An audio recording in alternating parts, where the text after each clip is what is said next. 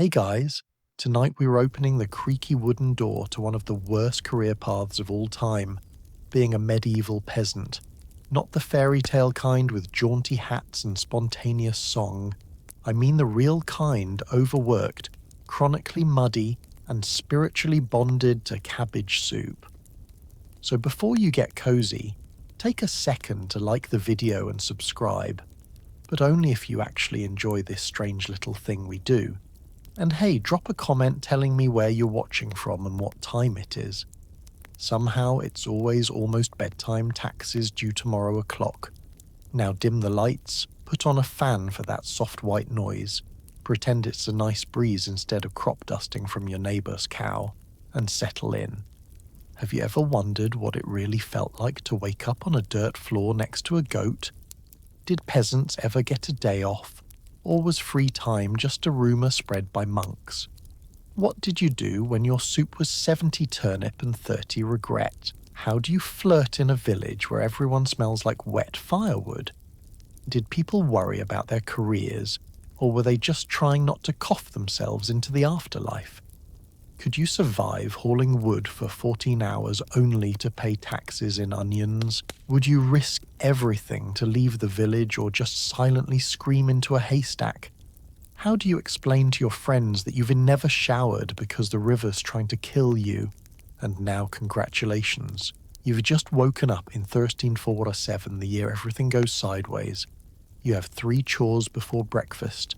The plague is auditioning for the role of main character, and your ankles are already sore. Good luck. You open your eyes to sunlight leaking through a hole in the thatched roof, basically a medieval skylight, but with more bugs. Your bed is straw that smells like mildly damp farm disappointment. A chicken is making eye contact. You're unsure who owns the house, you or the poultry. The rooster is already screaming nature's alarm clock, but one you can throw at the wall because he's valuable and also alive. You stretch, which really means adjusting the hay stabbing your spine in bold new angles. Some pieces of straw feel surprisingly personal. In the background, you hear the rhythmic snorting of the pig who sleeps 4 inches away. There are no walls or privacy, just vibes and livestock. The air is smoky from last night's fire, even though the fire is now just a weak memory and a few glowing embers. Smoke clings to your wool shirt, your hair, and your spirit.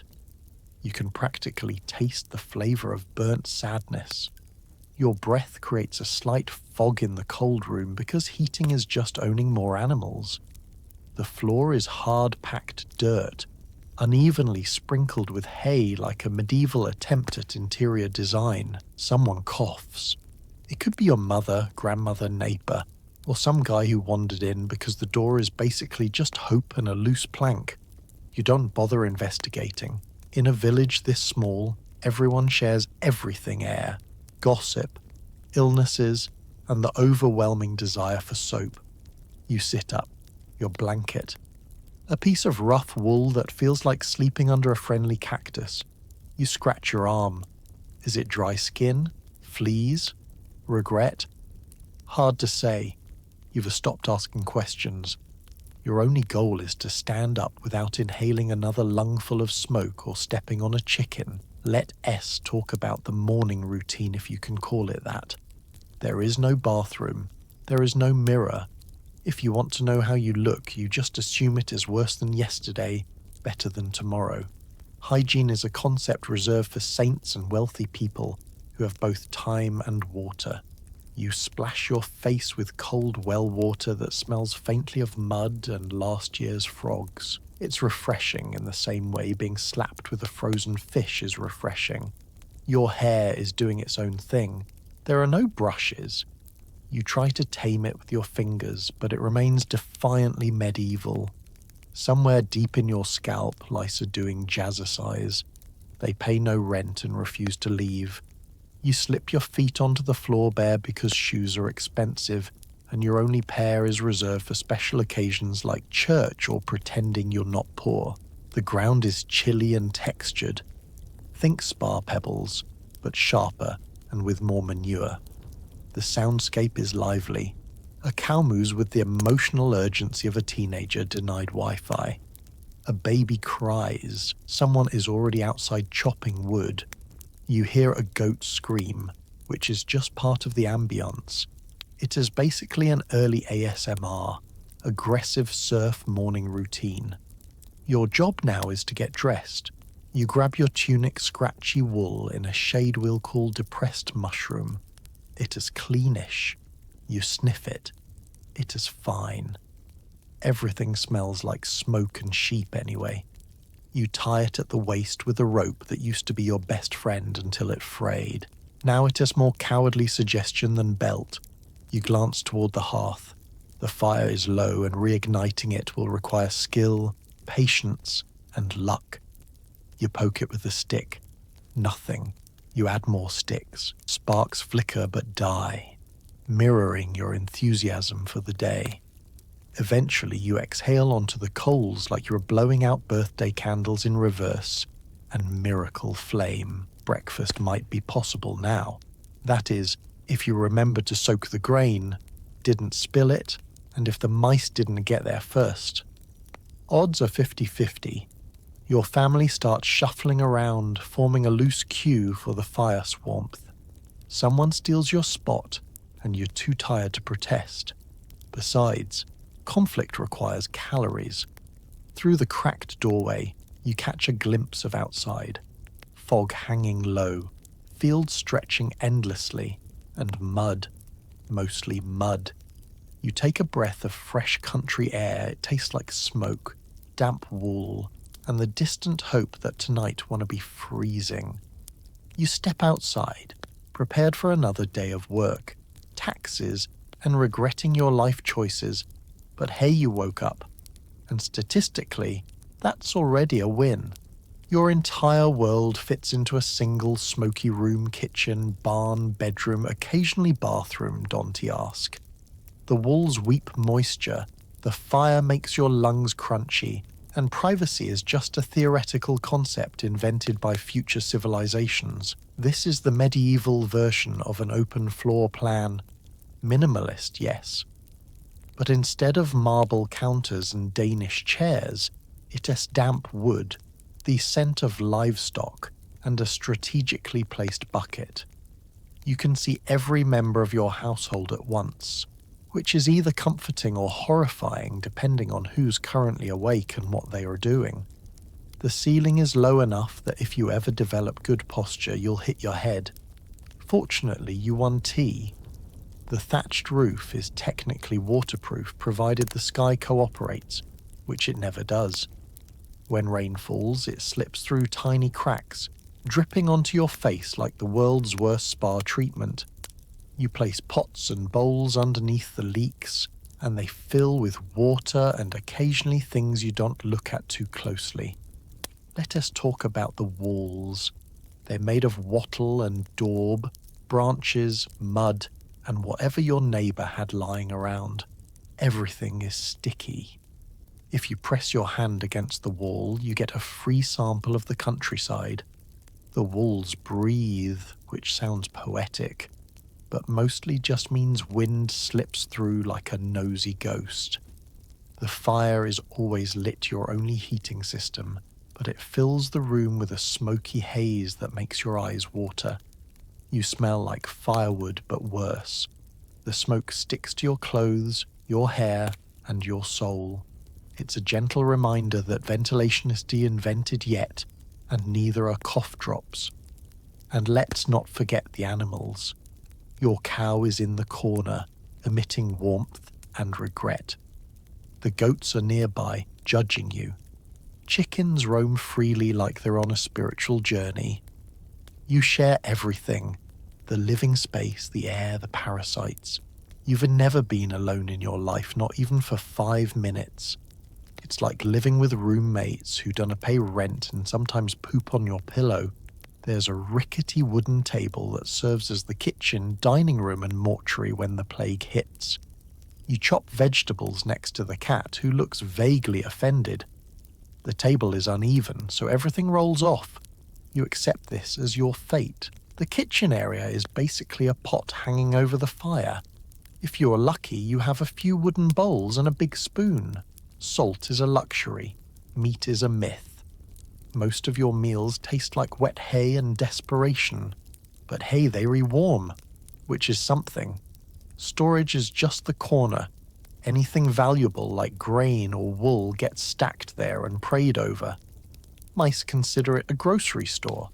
They never pay. Sometimes you stand guard at night, slapping the floor with a stick to scare them away. It doesn't work. Your bed is the straw pile. The kids sleep next to you. The grandparents too.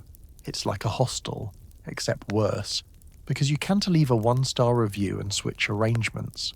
If someone snores or kicks, that's just part of life. The concept of personal space won't exist for centuries, so do not bother explaining it. When you need to relieve yourself, there are 2 choices, outside or the bucket.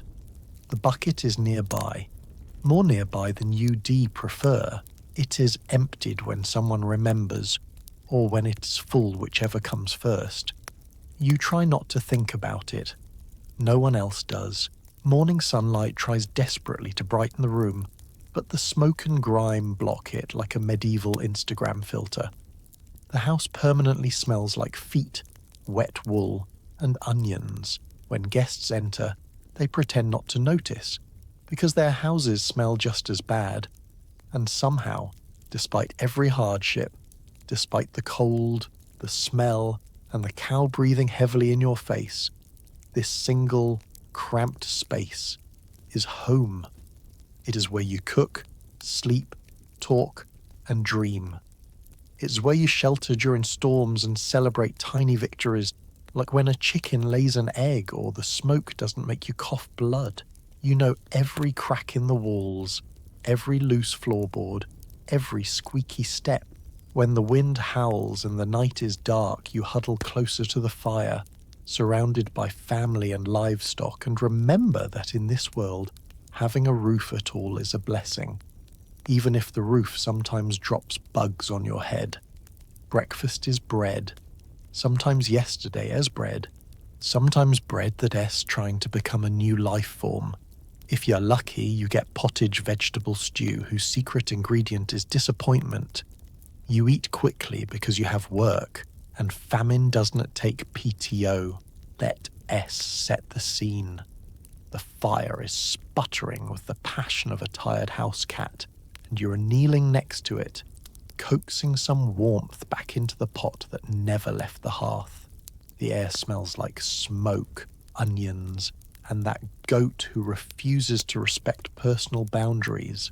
The morning is cold enough that your nose is considering freezing right off your face, so you grip your bowl like it's emotional support pottery. Bread is the star of the show.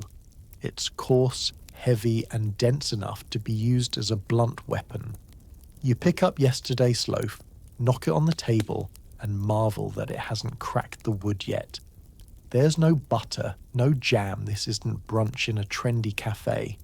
This is survival mode, and if the bread is too stale to chew, you dip it into pottage to soften it, transforming it from weapon-grade gluten to sad sponge.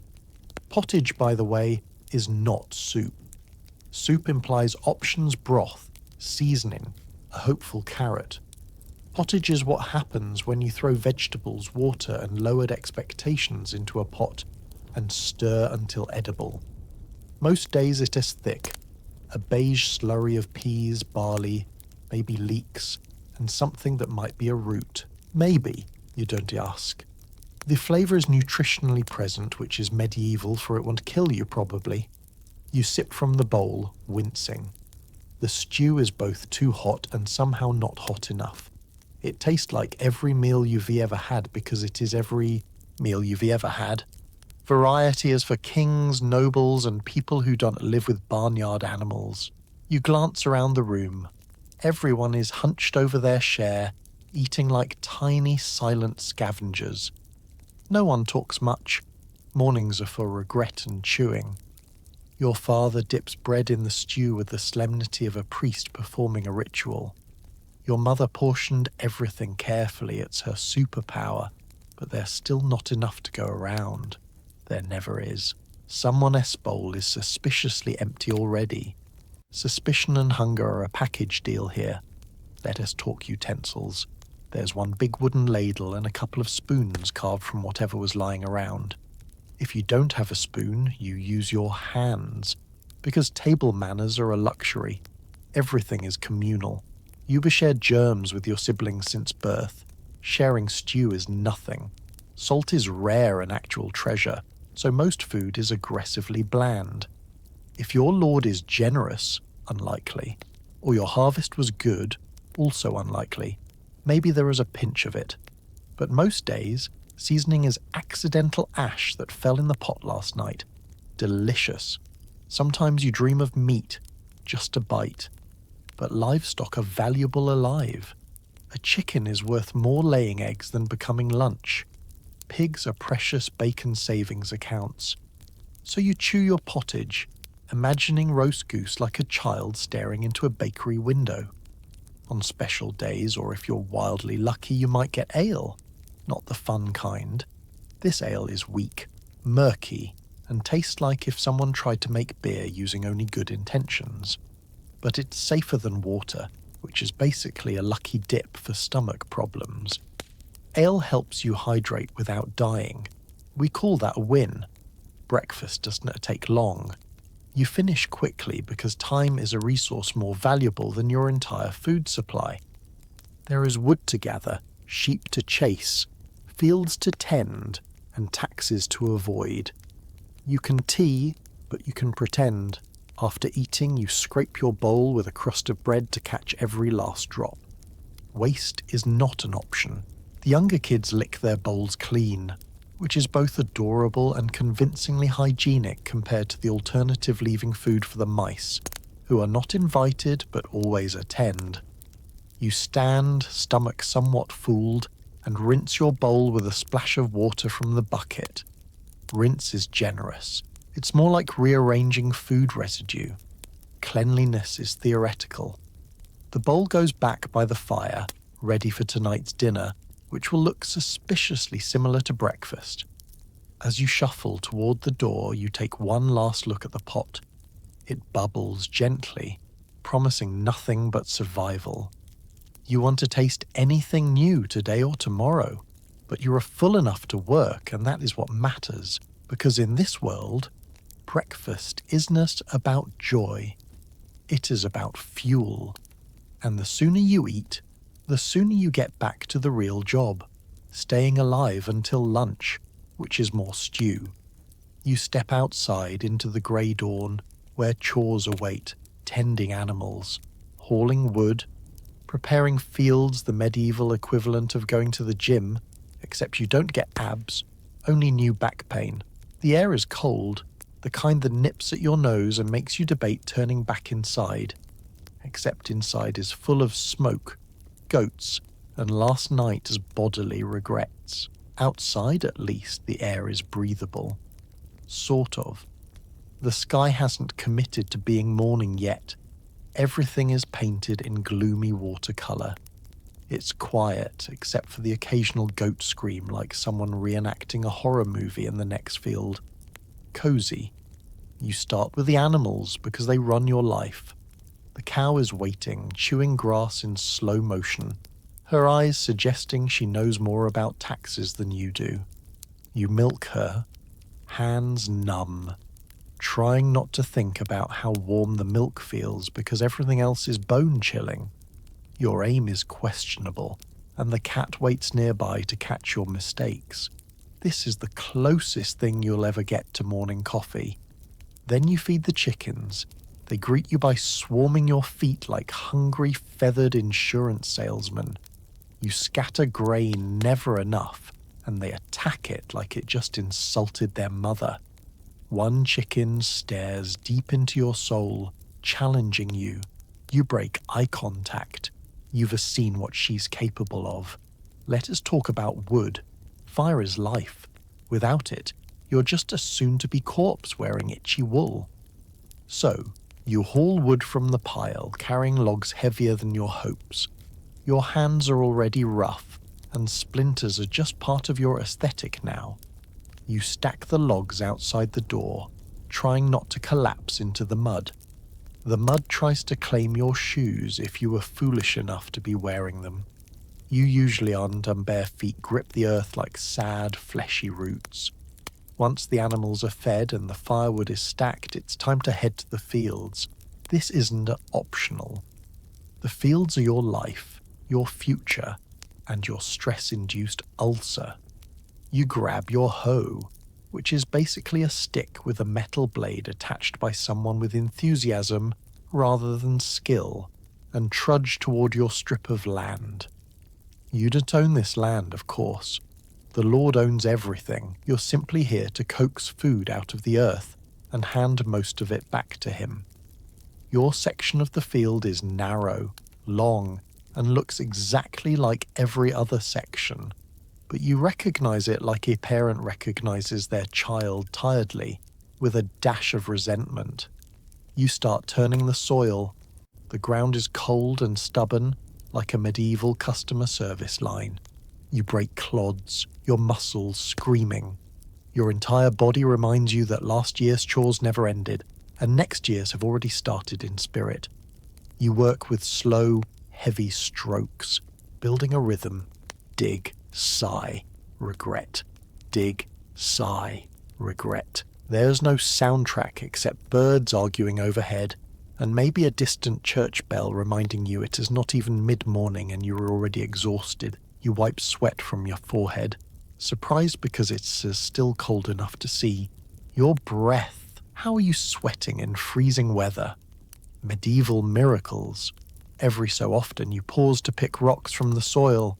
Rocks grow here. They reproduce. You could swear you picked them all last week, yet here they are again, multiplying like rabbits. You toss them to the edge of the field, where a rock pile slowly grows into a small kingdom. If you're helping neighbors or they were helping you, you chat while working. Small talk is limited to the essentials: weather, crop survival, and who's currently dying. Gossip is fast because there are only 40 people in the village. Every story ends with "poor soul" or "that's life," even if the cause of death would looked at the river wrong. By mid-morning, your fingers ache, your back aches, and your brain aches. You've been awake for only a few hours, but it feels like days. You take a moment to stand, stretch, and stare at the fields. The horizon looks endless, like the world is bigger than you can comprehend, mostly because you'll never see most of it. Sometimes, if you're lucky, you switch tasks, maybe repairing the fence which the goats absolutely wrecked last night. You gather sticks, twine, and stubbornness to build a barrier that will last approximately 17 minutes. The goats watch smugly. They know. Or maybe you're off to collect water from the well. It is a short walk, but with a bucket full of water, it is suddenly a strongman competition. You carry the bucket carefully because spilling means turning around and doing it again. Your shoulders protest. The bucket sloshes ominously. When you make it back, your family greets you like a hero, which you absolutely are. Morning chores blend into bigger chores. Farm work doesn't end. It just changes shape. You do it all without thinking, because thinking takes energy, and you need that energy to not die. By the time the sun is properly up, you've completed more manual labor than the average modern adult does in a week. You don't get a medal. You get the opportunity to keep going, because being a medieval peasant means every morning is leg day, arm day, and existential crisis day, all at once. Your outfit is made of wool, loosely fitted, scratchy, and smells like it has opinions. You own one pair of shoes. They hate you. Laundry day is whenever it rains and no one is looking. Let's be honest.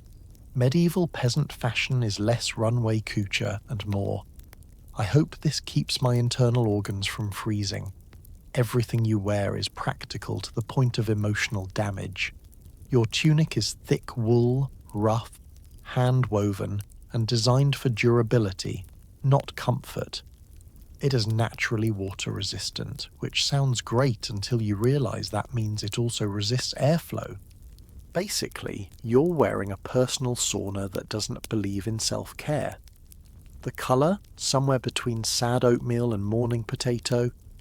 Dyes are expensive, so unless you stumbled across a discarded piece of faded blue, the medieval equivalent of winning the lottery, the colour palette is muted, earthy, and aggressively unexciting. When you look down, you blend into the countryside like an undercooked turnip. Underneath the tunic, you have a linen shirt if you're lucky because linen is softer and slightly less scratchy. But linen takes time and skill to make, and you have neither of those things, so it is thin, patched, and permanently a little damp. It clings to you like a needy squirrel. You stopped asking why. Let us talk about shoes. You have exactly one pair. They are leather, stiff, and aggressively uninterested in supporting your arches. They are basically rectangles with ambition. They rub your feet raw, but you wear them anyway because the alternative is bare feet, on a road that looks like a medieval obstacle course. Rocks, manure, and roots ready to stab you emotionally and physically. You only wear your shoes when you really need them, church, market day, or that one time your neighbour got married and everyone pretended to bathe. When you're not wearing shoes, your feet toughen into something between calloused stone and I can walk on gravel and not cry much. Plenty of peasants go barefoot most of the year. Feet are simultaneously footwear and weapon. Accessories, absolutely. You have a rope belt. It ties your tunic, holds your knife, and makes you feel like you're wearing something intentional. It also doubles as a handy tool when something needs tying like a sack of barley or your self-esteem. What about outerwear? When it is cold, so always, you throw on a cloak of wool that was passed down through at least 5 ancestors. It is heavy, smells faintly of smoke, and has so many patches it resembles a medieval quilt. The hood is small and doesn't cover your head properly, so rain hits you in the face anyway. That's just part of the charm, except it isn't charming. On your head, you might wear a coif, basically a linen bonnet which keeps your hair in check and prevents lice from falling directly into your stew. It looks adorable on children and vaguely silly on adults, but everyone wears it because practicality beats pride when winter is trying to assassinate you. Your clothes never fit quite right. Sleeves are too long, hems too short, or vice versa. Everything is hand-stitched by family members using materials scavenged from neighbours, trade, or pure luck. When something rips and it will you patch it yourself with whatever thread you can find. Your outfit slowly transforms into a living timeline of misfortune. Each patch tells a story of a hole gained through adventure or tripping on a chicken. Let's talk hygiene. You don't wash your clothes often. Water is heavy to haul and fire is expensive to maintain. You save both for cooking and not freezing to death. Laundry day happens when it rains, or when your mother loses her patience and threatens violence. You hang clothes over bushes or lay them on rocks, hoping the wind will do the rest.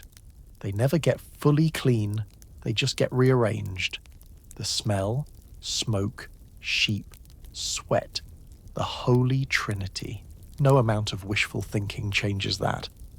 But everyone smells the same, so you stop noticing. Smelling like a bonfire is basically medieval perfume.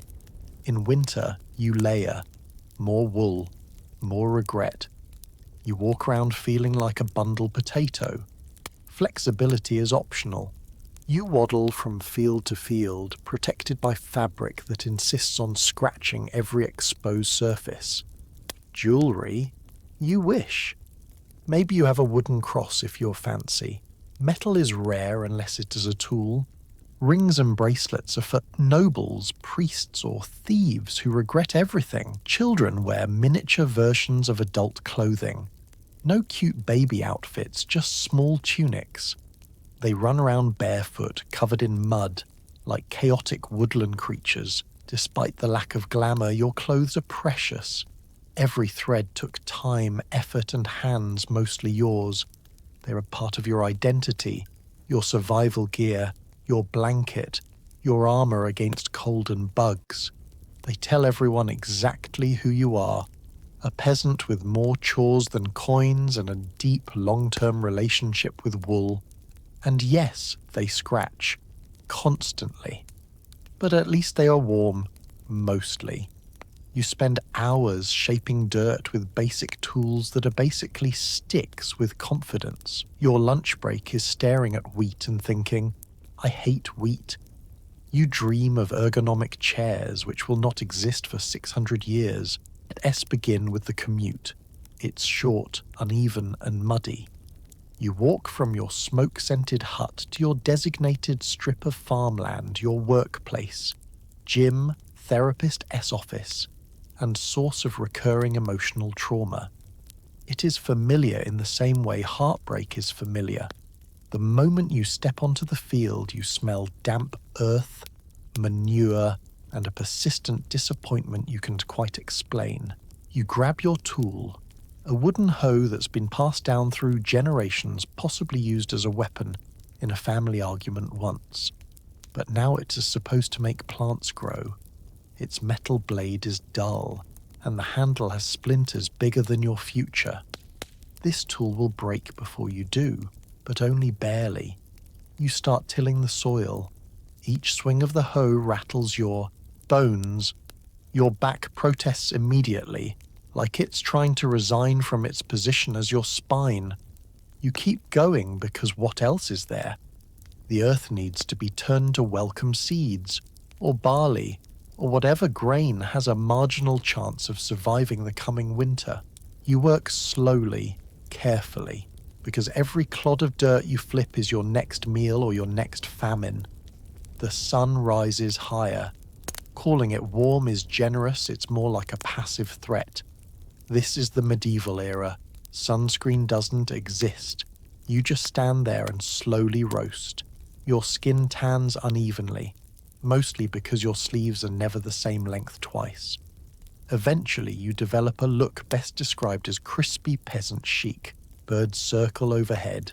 Nature's quality control inspectors waiting for you to drop something edible. Crows are especially bold. They watch you plant seeds with all the patience of someone waiting to steal your food. You wave your arms to chase them away. They leave, insulted, then return 5 minutes later with the reinforcements. Let S talk about the workflow. Tilling the soil is step 1. Step 2 is sowing seeds. Barley, wheat, oats, rye your cereal-based destiny. You sprinkle seeds by hand, vaguely guessing at spacing. There are no measuring cups, no organized rows, just vibes. You mutter a prayer, possibly to God, possibly to the dirt, hoping something will grow. You cover the seeds again and pat the ground, like tucking a child into bed. Except this child might not survive, and if it doesn't, he will starve. As you move along the strip, you notice rocks. They're everywhere. You remove them again and throw them to the edge of the field, where they form a small cairn of rage.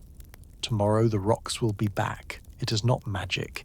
It is just spite. Sometimes you weed. Weeding is how the universe reminds you nothing belongs to you, not even your crops. Weeds are everywhere. They grow faster than your hopes. You pull them up by hand, filling baskets with green garbage while the sun fries your neck. You stop occasionally to stretch your back. Bad mistake. Your muscles seize up like you've angered a vengeful spirit. And then there's ploughing. If you're lucky, there's an ox. If you're unlucky, the ox is tired, sick, or hates you. You attach the plough, guide the animal, and pretend you know what you're doing. The beast moves slowly, dragging the blade through the earth with a sigh that matches yours. Sometimes the plough gets stuck and you have to kick mud off the blade while your ox judges your life choices. Maintenance is constant.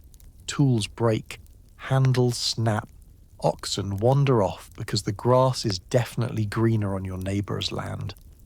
Every setback means more hours, more sweat, and more quiet screaming into the wheat. Speaking of wheat, wheat is everywhere. Fields, sacks, nightmares. You eat it, grow it, carry it, tithe it, and eventually bake it into bread that fights back. You stare at it, wondering if it stares back. It becomes your nemesis. You think about modern people with their salads and snacks and ergonomic mouse pads. You feel rage and envy and also a little hunger. Wheat doesn't care. You take a lunch break not because the word break exists here, but because you physically can't lift your arms anymore. You sit in the dirt, chewing stale bread with the 1,000-yard stare. The wheat waves in the wind. You hate it. You also need it to survive. It's a complicated relationship. Occasionally, a neighbor wanders over. Conversation is limited. Hard work. Yep. Rain soon? Probably. Then you both sigh, because every topic ends in existential dread. After the break, it is back to labor. You water the field from a bucket, trudging back and forth like a medieval delivery service. If the well is low, you ration water so tightly the plants might file a complaint. Too much rain is also bad. If the weather isn't tea-perfect, and it never is, your crops suffer. You can tea-win. You can only hope. By late afternoon, your clothes are soaked with sweat, dirt, and a general sense of tragedy. Your fingernails are lined with soil permanently. Your hair is wet and matted. Your back feels older than Stonehenge. As the sun sets, you gather your tool sticks with dreams and trudge home. Tomorrow you'll do it all again, because in this world, farming is not a job, it's a lifestyle, a painful, endless lifestyle, with no ergonomic chairs. Your Lord demands taxes, the church demands tithes, you owe labor, crops, and sometimes just vibes.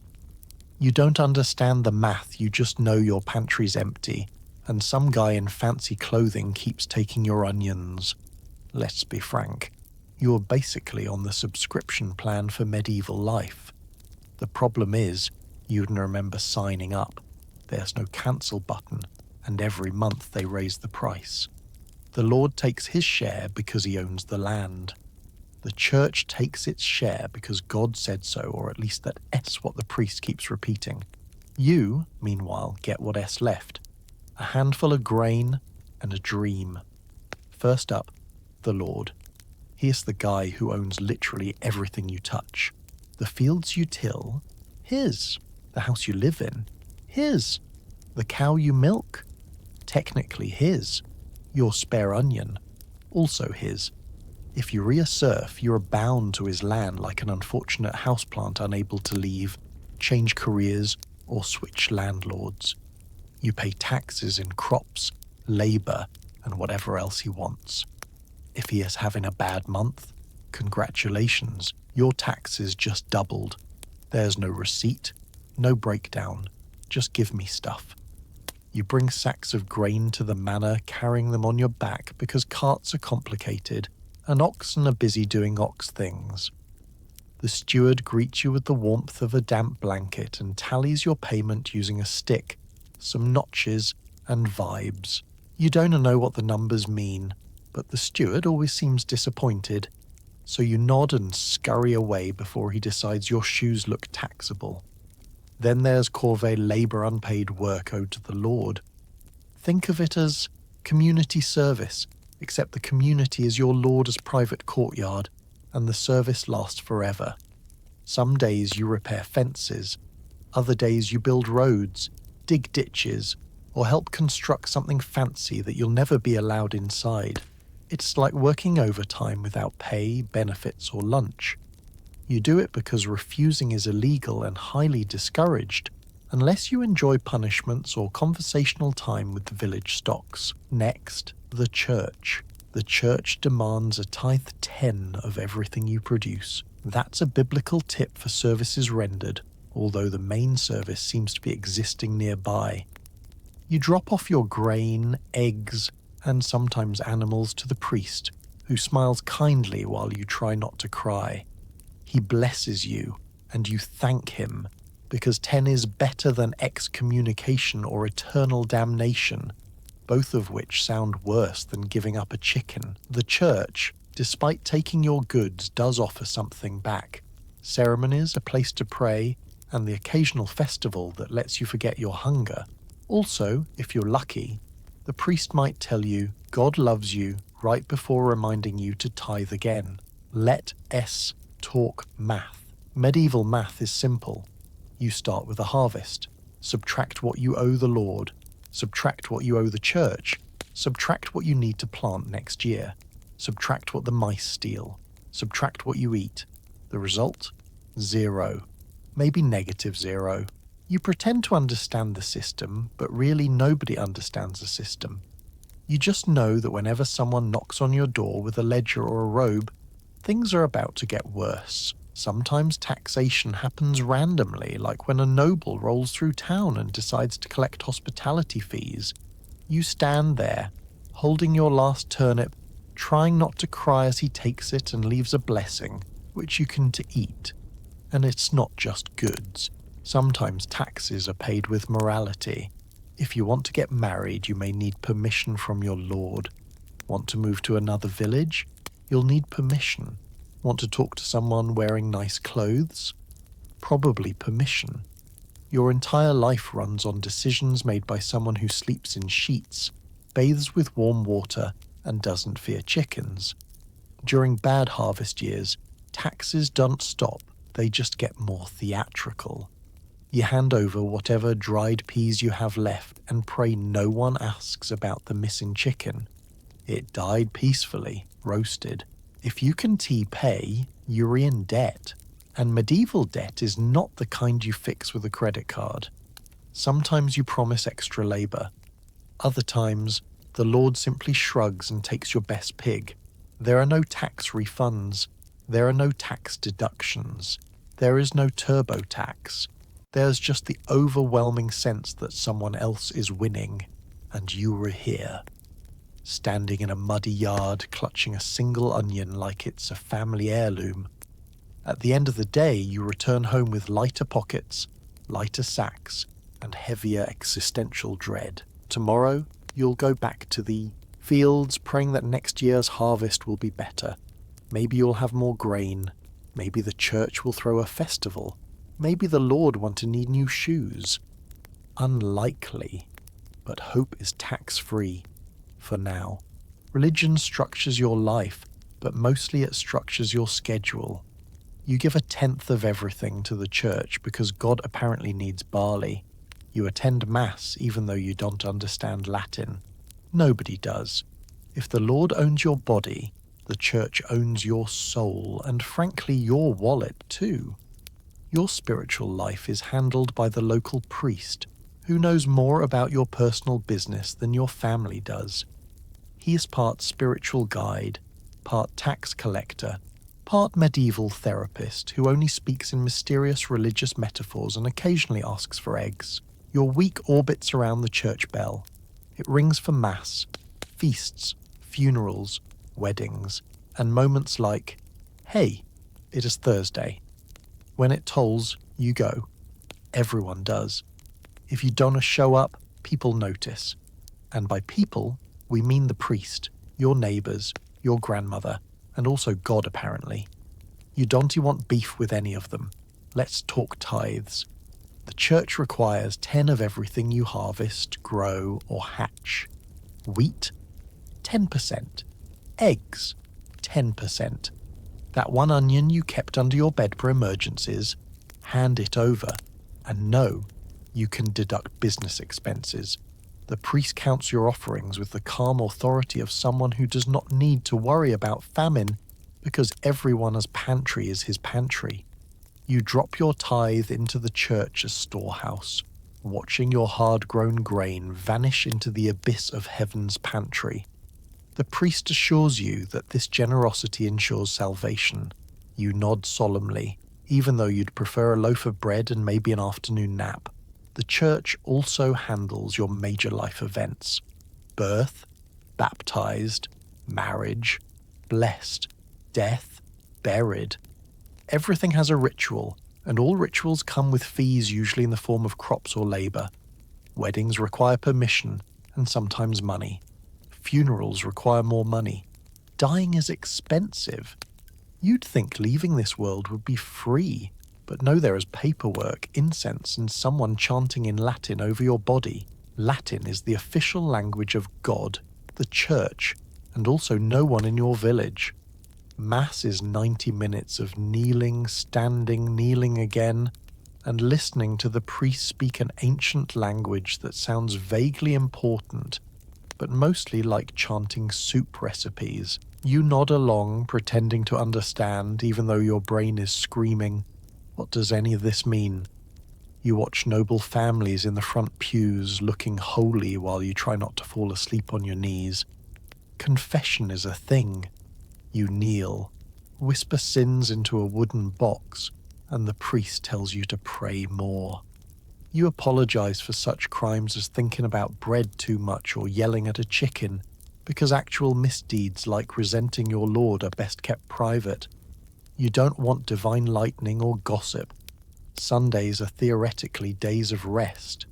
In reality, you go to mass, tithe, and then scurry back to chores before the sun sets because wheat won't grow itself.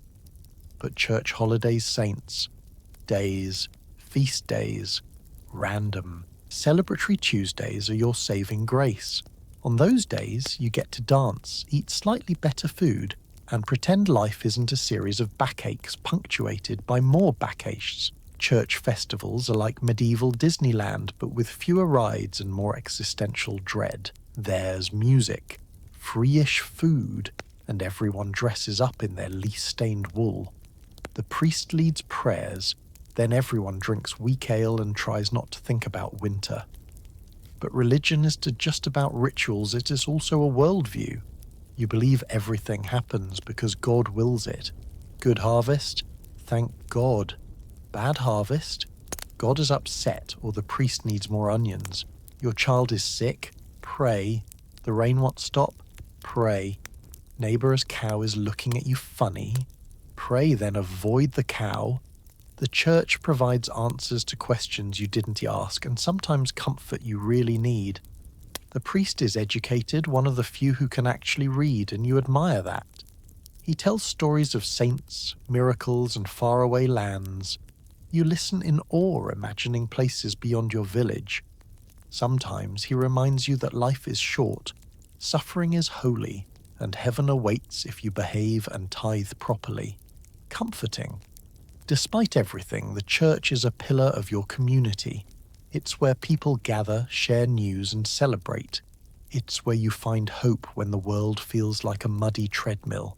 Sure, you might not understand Latin, and you're suspicious of how often the priest asks for grain. But the church keeps your world ordered.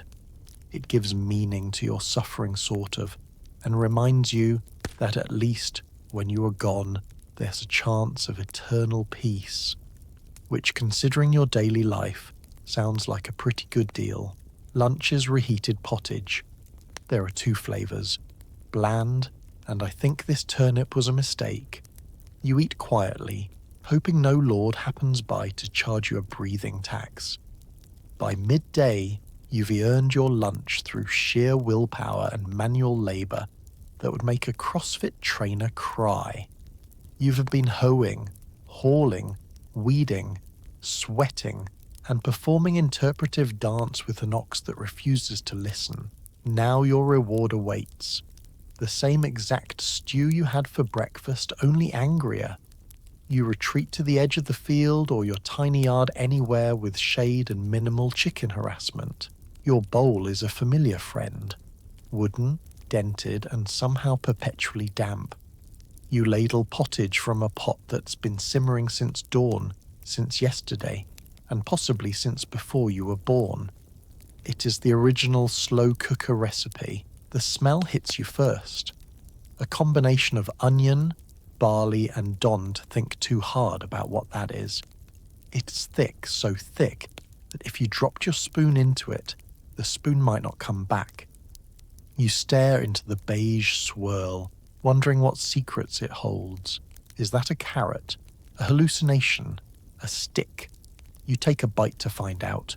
Chewing is optional. The stew is mushy enough that your mouth's only job is to convince your brain this counts as food. It tastes like vegetables that lost their will to live several days ago. Occasionally there is a flavour spike when you hit a piece of turnip that's still fighting. You whisper words of encouragement to it. The texture? Imagine oatmeal met sadness. That's it. That's lunch. Around you, other peasants eat too. No one talks, everyone's too tired and too busy shoveling pottage into their mouths before someone claims their share. Kids slurp theirs loudly, smearing stew across their faces like tiny medieval warriors who've conquered lunch.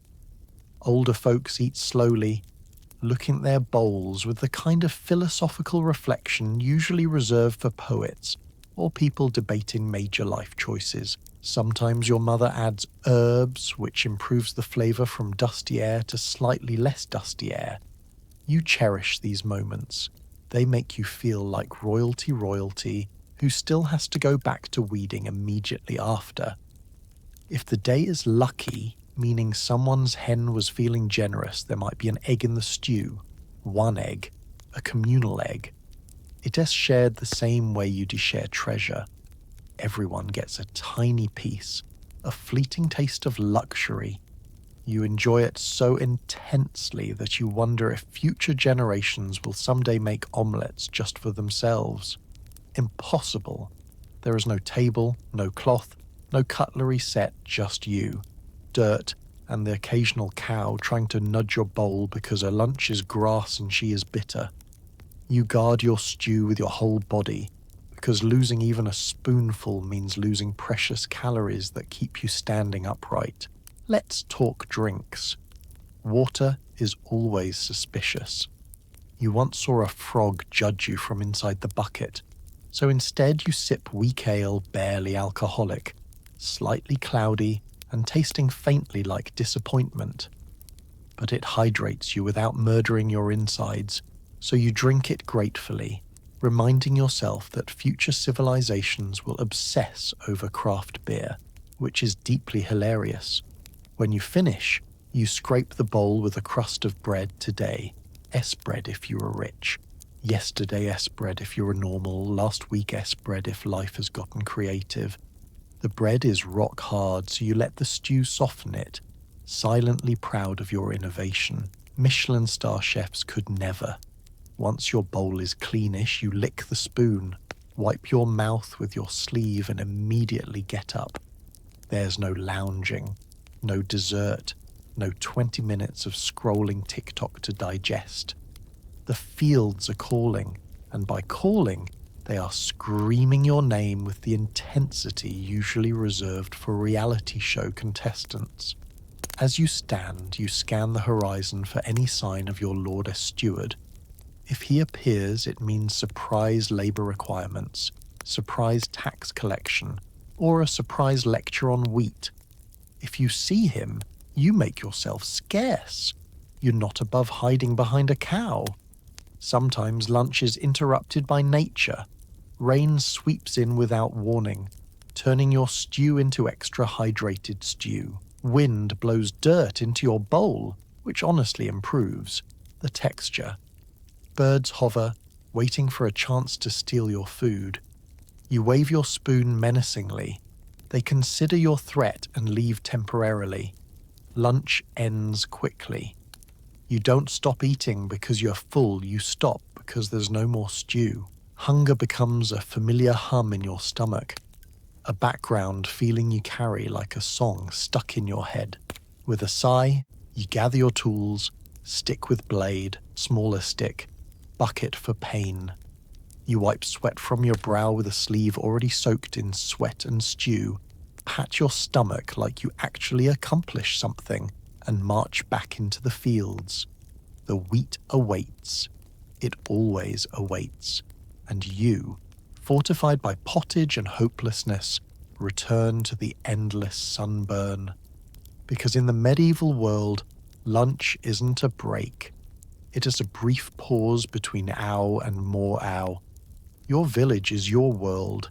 Everyone knows everything. Someone sneezes, The whole village decides if it is the plague or just poor hygiene. Spoiler, it is both. The medieval village is the original 24-hour news cycle. There is no Twitter, no news app, no ID rather not talk about it. There's just conversation loud, constant, and usually started by your neighbour who has no boundaries and plenty of opinions. Gossip travels faster than disease, although sometimes it is hard to tell the difference. You learn everything by osmosis. Yesterday, old Agnes tripped over her goat, and now everyone has an elaborate theory. Was it the devil? Was the goat cursed? Did Agnes drink too much weak ale? The answer is probably none of the above, but that won't stop 6 people from telling you in the next hour. Let us talk distribution. Information enters the village through exactly 2 routes. Someone physically walks in and tells you. A stranger wanders by and everyone collectively stalks him. Merchants, travellers and priests bring stories.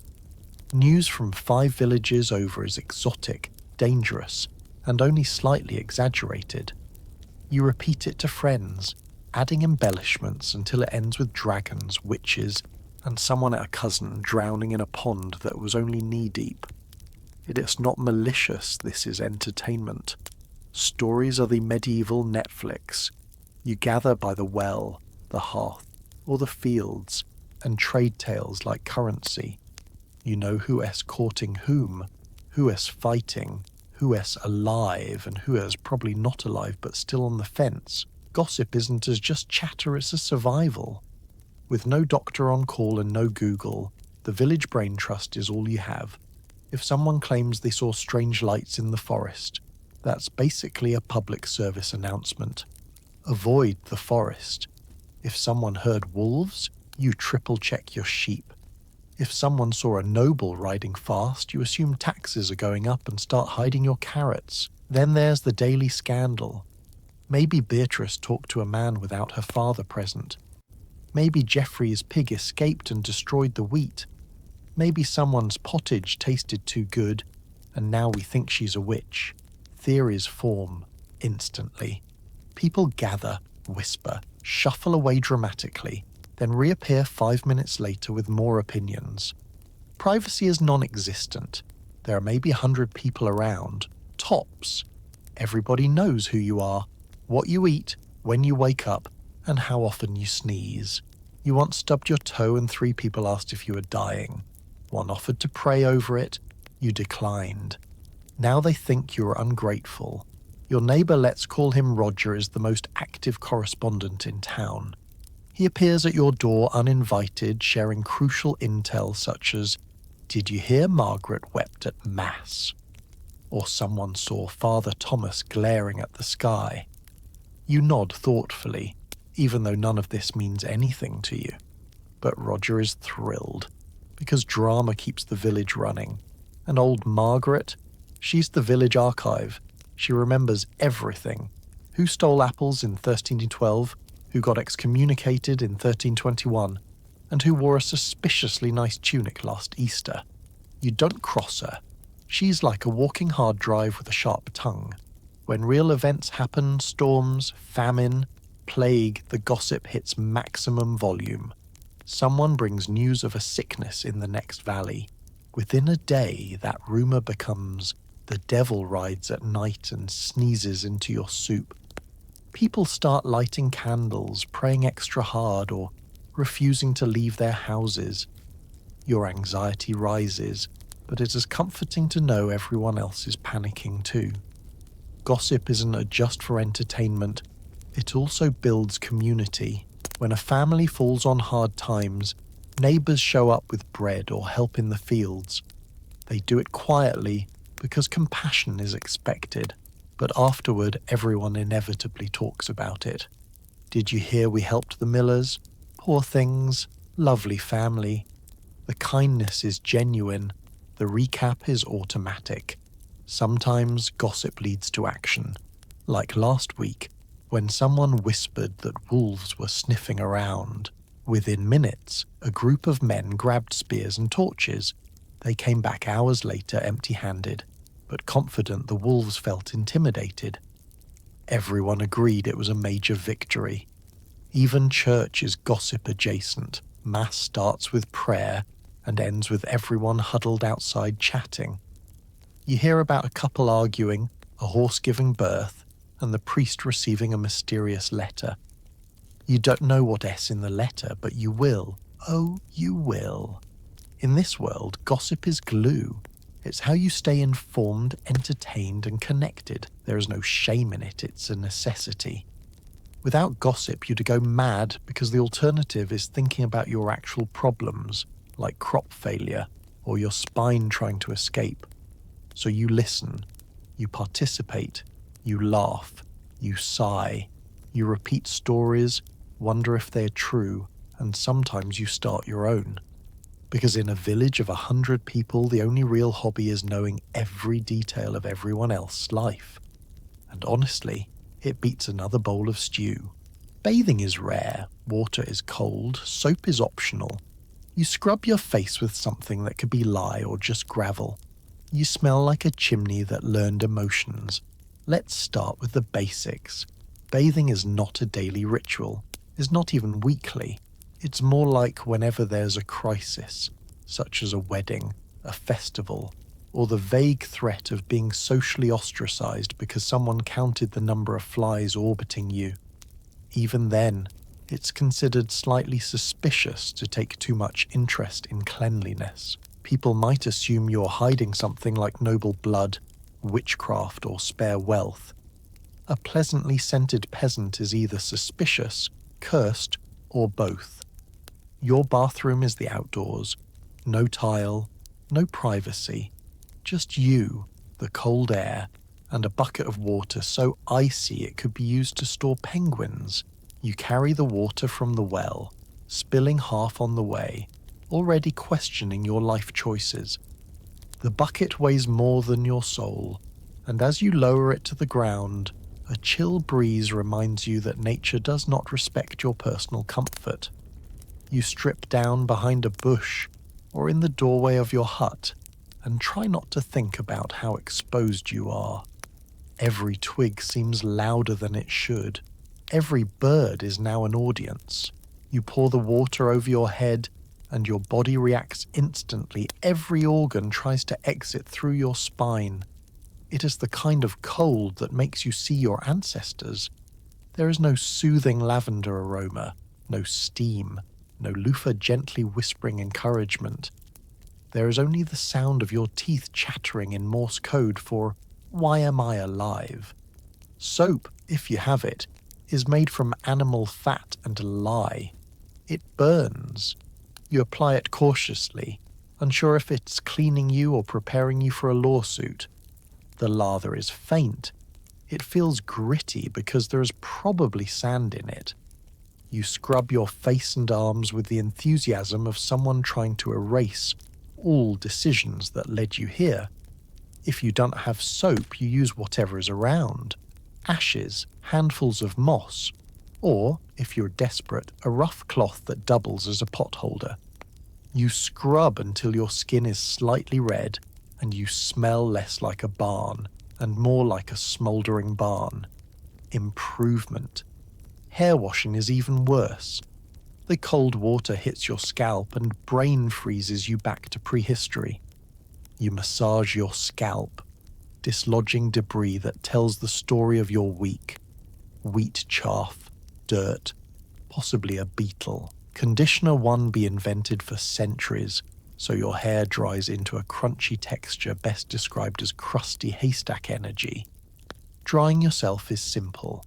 Stand near the fire and shiver. Towels are rare, so you use a scrap of linen or just the breeze. Your cloak is waiting, smelling like smoke, sheep, and other questionable notes. You wrap yourself and accept that you will never truly be warm or dry again. Sometimes, you visit a river to bathe. This feels adventurous in the same way swimming with sharks feels adventurous. The water is freezing, the current rude, and the rocks slippery. You stand knee-deep, looking like a reluctant sacrificial offering while you splash yourself awkwardly. If someone sees you, They assume you've lost a bet. Public bathhouses exist in some towns, but you probably don't live in one of those towns, and even if you did, you'd be too busy working or too broke to visit. Bathhouses also involve being naked near strangers, which, despite having zero privacy at home, feels vastly more awkward when everyone's intentionally present. After washing, you expect to feel refreshed. You do not. You feel damp, tired, and colder than before, but at least you briefly smell less like farm equipment. You enjoy this fleeting cleanliness for 5 minutes until you step outside and acquire a new layer of dirt. Clean clothes? Hilarious. You put on the same tunic you wore before because you only own one. It is still smoky, still itchy, and instantly negates the work you just did. Your family gives you a polite nod like, yes, good job, you washed. Let's never speak of this again.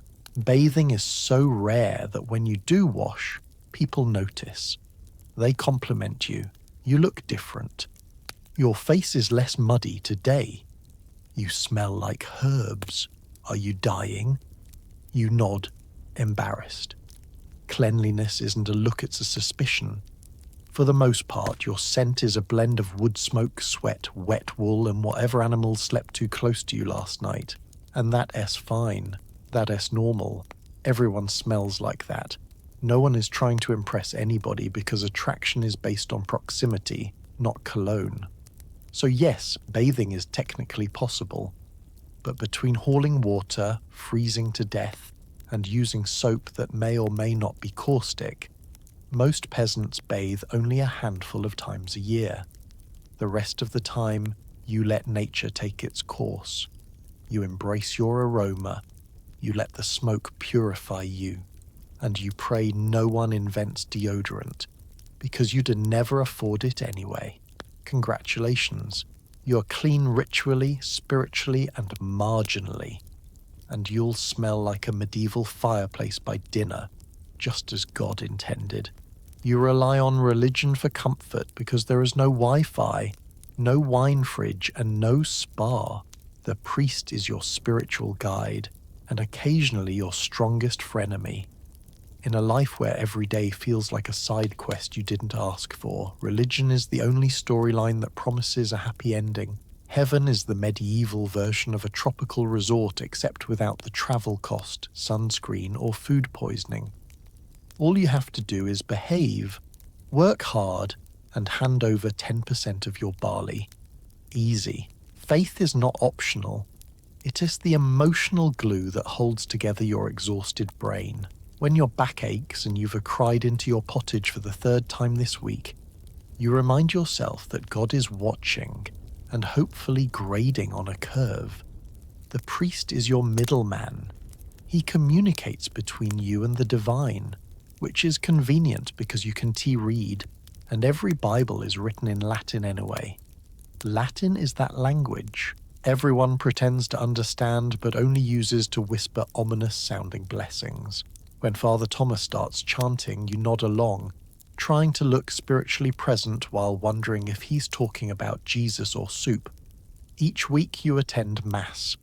The church is the biggest building around, made of cold stone that radiates a sense of this will outlive all of us. Inside it smells like incense, damp wood, and people trying to hide their barn odor. You kneel, stand again, an exhausting exercise routine disguised as worship. The priest speaks. You listen. You don't understand. You assume it as important. There are saints for everything: personal problems, crop survival, the weird cough your brother won't stop having. You develop favorite saints the way modern people follow influencers. St. Blaise? Excellent for throat issues. St. Anthony helps find lost items. St. Barbara keeps you safe during thunderstorms. You pray to her whenever the sky starts yelling. When things go wrong, and they often do, the church offers explanations. A failed harvest? Maybe God is testing you. Illness? Time to pray harder. Your cow want to milk? Sin. Definitely sin. You accept these verdicts because the alternative is facing a universe of randomness without emotional support. Faith also keeps everyone in line. The priest reminds you that while life is bad now, heaven is great. Really great. All you can eat feast, zero pain, infinite light. This promise is enough to get you through another day of wheat-related agony. You tell yourself that your suffering is noble, holy even. You are earning reward points for the afterlife. And truly, when tragedy hits famine, war, plague faith is what keeps you from collapsing under the weight of hopelessness. You gather with your neighbors, chant prayers, and ask for mercy. You cry in the shadow of the altar, and Father Thomas pats your head awkwardly. For a moment you feel lighter. Religion also offers community. Feast days, saints' days, random celebrations that seem invented just to break the monotony. These are the best days of the year. You dress in your cleanest, least filthy tunic, share bread, dance, and pretend you're not bone-deep exhausted. Sometimes there's music, sometimes not, but everyone laughs, and that's enough. The church calendar organizes your year. Lent, Easter, Advent, Christmas, it is all spelled out. You don't track months so much as you track feast days. It's like living inside a calendar that demands both piety and occasional party attendance. These religious festivals are also guilt-free breaks from work. If the priest says today is holy, no farming allowed, you thank God for rest and also low-key ask him to add more feast days. The priest, meanwhile, is a complicated figure.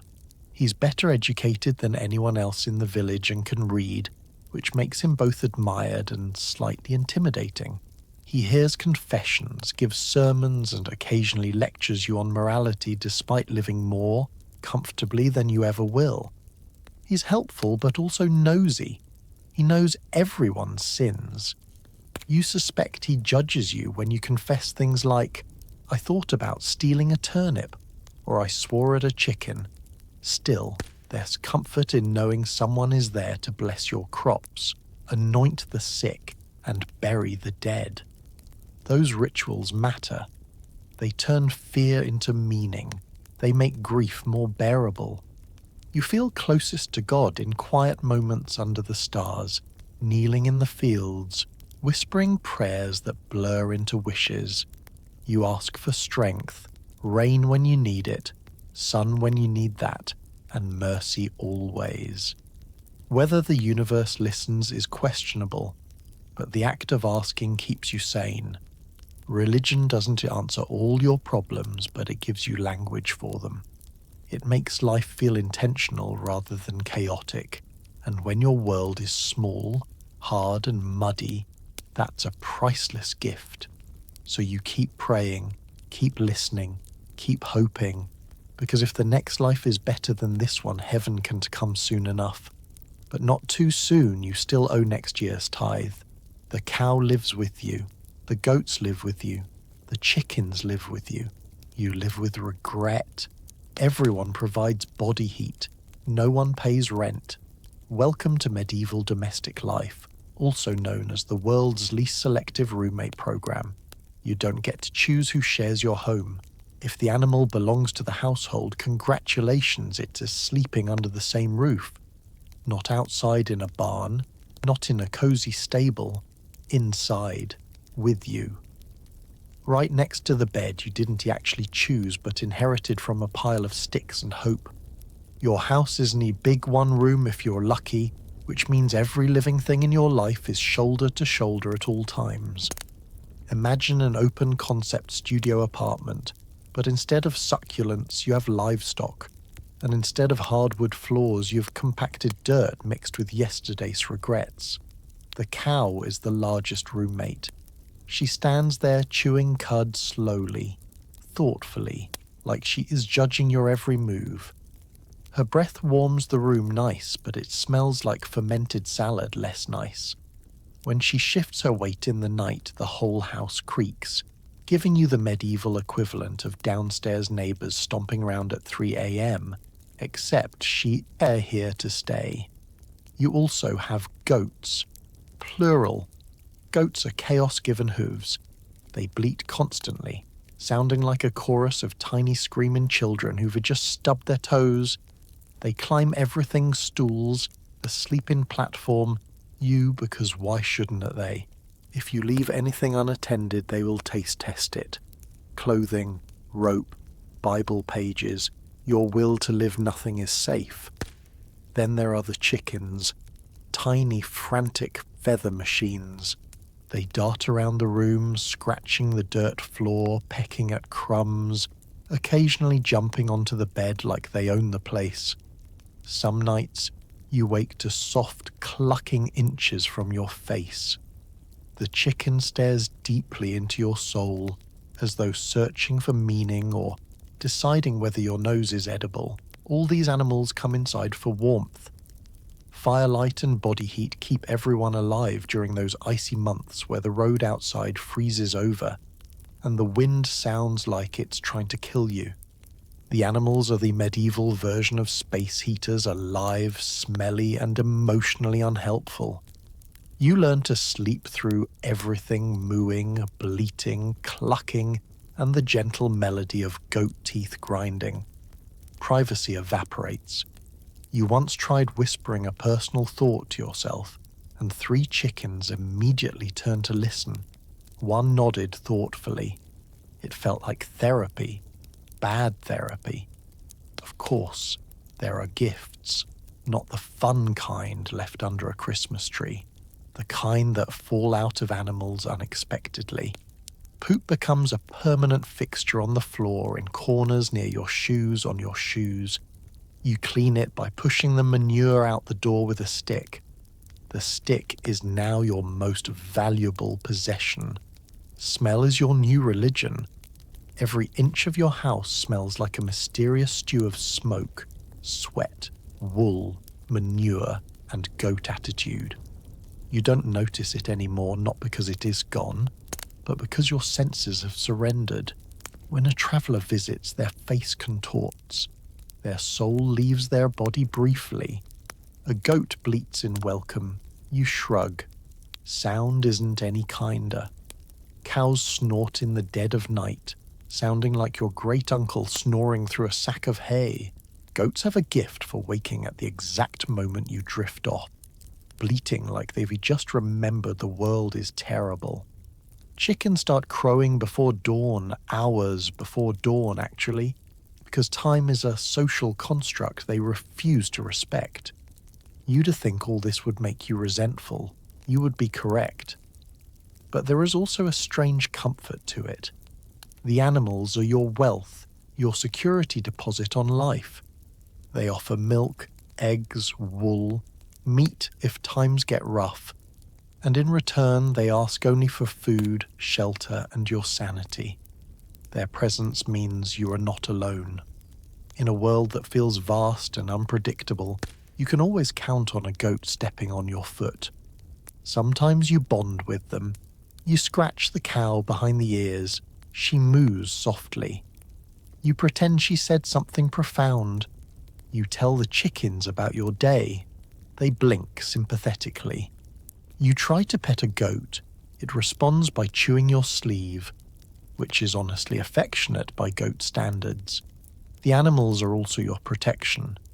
If someone approaches at night, the cow shifts, the goats bray, the chickens panic. You wake instantly. It is your security system, albeit one that can distinguish between an intruder and a leaf blowing against the door. When winter hits hardest, you huddle together. Everyone breathes the same warm, humid air. You thank the animals silently for their body heat. They thank you by existing.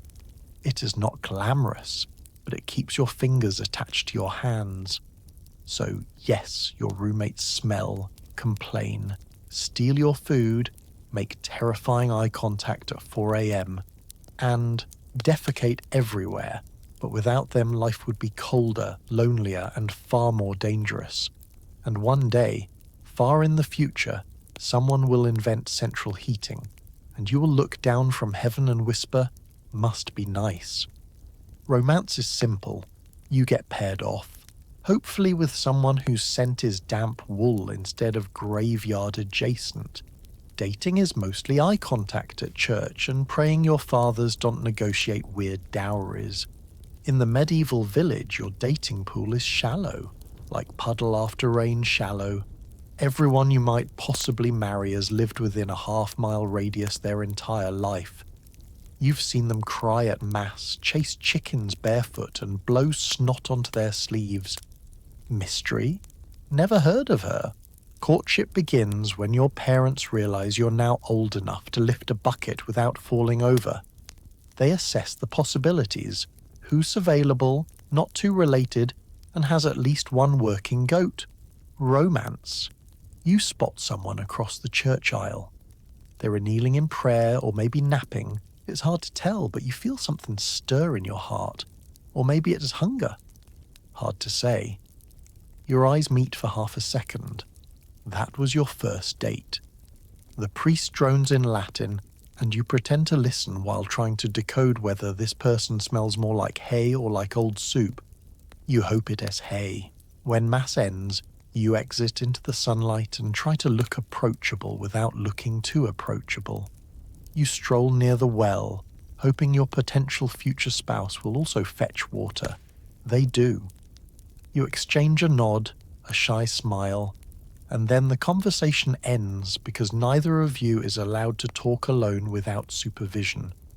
Congratulations, you are now basically engaged according to village gossip. If things get serious, parents meet. Fathers discuss land, livestock, and whether the bride knows how to make pottage that doesn't taste like boiled remorse. Mothers discuss character, work ethic, and suspicious moles. Someone mentions dowry. The bride's family may offer a little land, a sheep, and a wooden spoon. The groom's family responds by promising a corner of a field, and possibly a cow that occasionally produces milk. This negotiation takes hours. You stand awkwardly nearby, pretending to examine a cloud. Sometimes you don't even get a say. Your parents pick someone practical.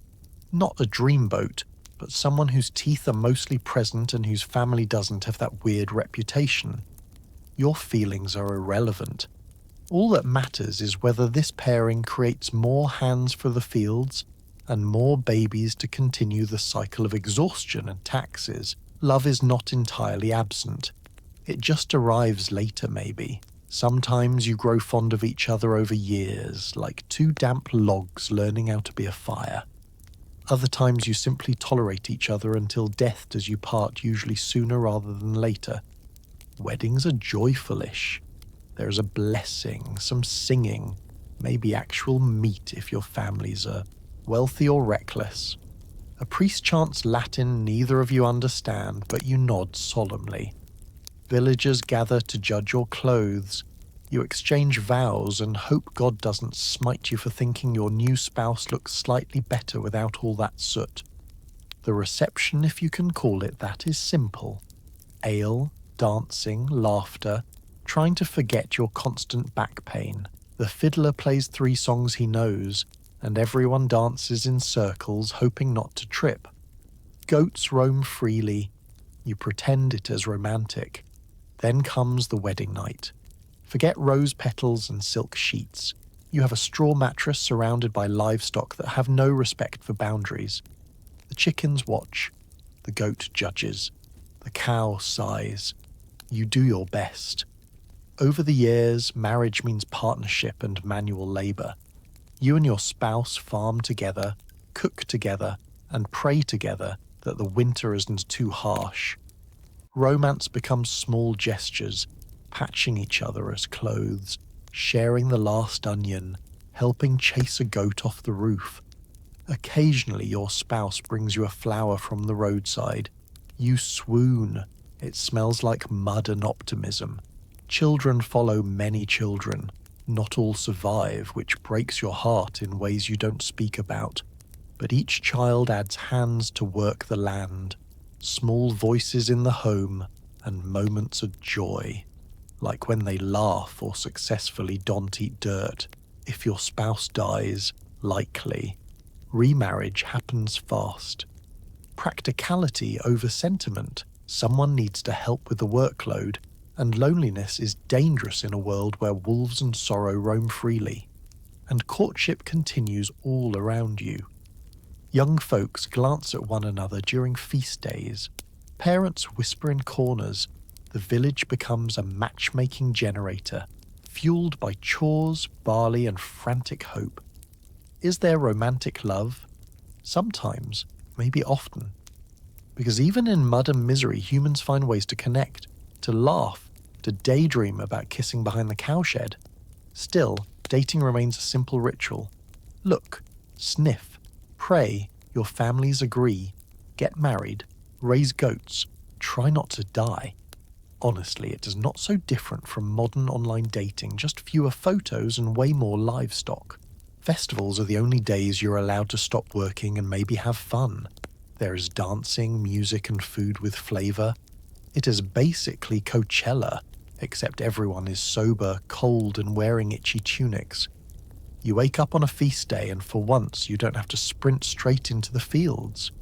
You still wake up early because your body is programmed by centuries of suffering, but at least your spine is free to complain horizontally for a few extra minutes. Outside, the village is buzzing. Children shriek in excitement. Goats shriek because children are shrieking and someone has put on their nice tunic, which is just their normal tunic but slightly less stained. These days are rare, and you've earned them. Any reason is valid. A saintess day, harvest celebration, marriage, or someone in the next village didn't die this week. The church has a whole calendar of feast days, which is essentially a government-issued permission slip to have joy. And thank goodness, because your nervous system needed a break from existential dread. Food is the star. For the first time in months, flavor enters your bloodstream. Women have been prepping all week, stirring pots and whispering prayers that their stew tastes like something other than warm grey. There might even be meat, actual meat, usually pork or chicken. You stare at it in awe like it's a celebrity making a cameo in your sad peasant life. You take a bite and nearly pass out. Seasoning? Is that seasoning? Granted, it is just onions and maybe a pinch of garden herbs, but your taste buds are applauding like you just fed them creme brulee. There is also bread, fresh bread. Not the rock-hard kind that could be used as a weapon, but soft, warm loaves that make you believe in miracles. You eat 3 slices and wonder if this is what heaven feels like. Drinks flow too. The ale is slightly stronger today, which means you might actually feel something. Not drunk, just pleasantly fuzzy, like you might dance without immediately regretting it. Speaking of dancing, this is where the party truly begins. Someone drags out a fiddle, pipe, or drum, anything that makes noise and music fills the air. The tunes are repetitive, cheerful, and designed to mask the crying of your joints. Couples whirl in circles, elders clap awkwardly, and children run underfoot like tiny gremlins hopped up on bread.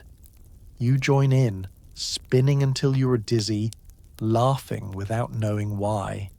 It's blissful chaos.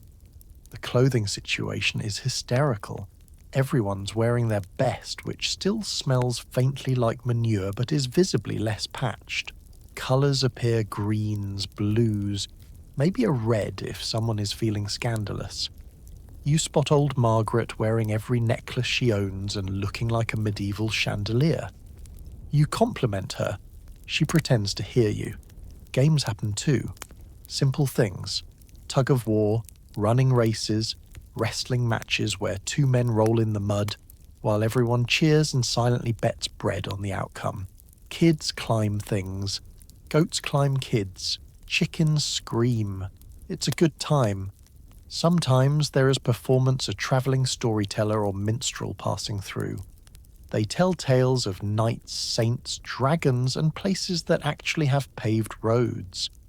You sit in a circle around the fire, clutching your ale, eyes wide. The story takes you far away, even if only for a few minutes. When it ends, everyone exhales, as if they briefly forgot about taxes. If it is a religious feast, the day starts with Mass. You stand, kneel, and pretend you understand Latin while thinking about the roast pig currently cooking. The priest delivers a sermon about gratitude and virtue. You nod, knowing full well you're here for the snacks. The festival lasts until sundown or until old Thomas falls asleep face first in a loaf of bread. You wander home, full and tired, smelling like a mix of smoke, stew, and goat. Your household crawls into that single room, collapsing onto straw beds. The animals settle. The fire crackles. Your heart feels warm in a way that isn't just indigestion. The next morning it's back to work. Wheat doesn't reap itself, and your lord certainly won't he. But for one glorious day you were human, not just a labour machine. You ate, you danced, you remembered joy. And that tiny ember of joy keeps glowing inside you for weeks, fueling your spirit as you trudge through mud, raise animals that chew your shoes, and surrender most of your food to taxes.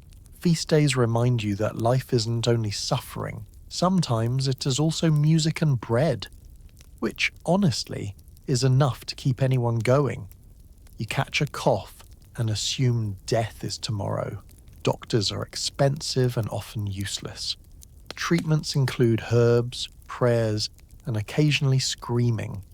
If you get the plague well, that's the deluxe package. Here's the thing about medieval illness. The line between mild cold and inevitable doom is very blurry. You wake up with a scratchy throat and instantly start planning your funeral. The village priest is already mentally selecting psalms.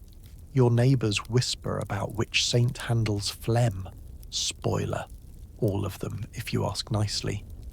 Your immune system is enthusiastic, but the world is stacked against it. Half your daily interactions involve dirt, livestock, and water that's been shared by frogs, goats, and possibly the devil.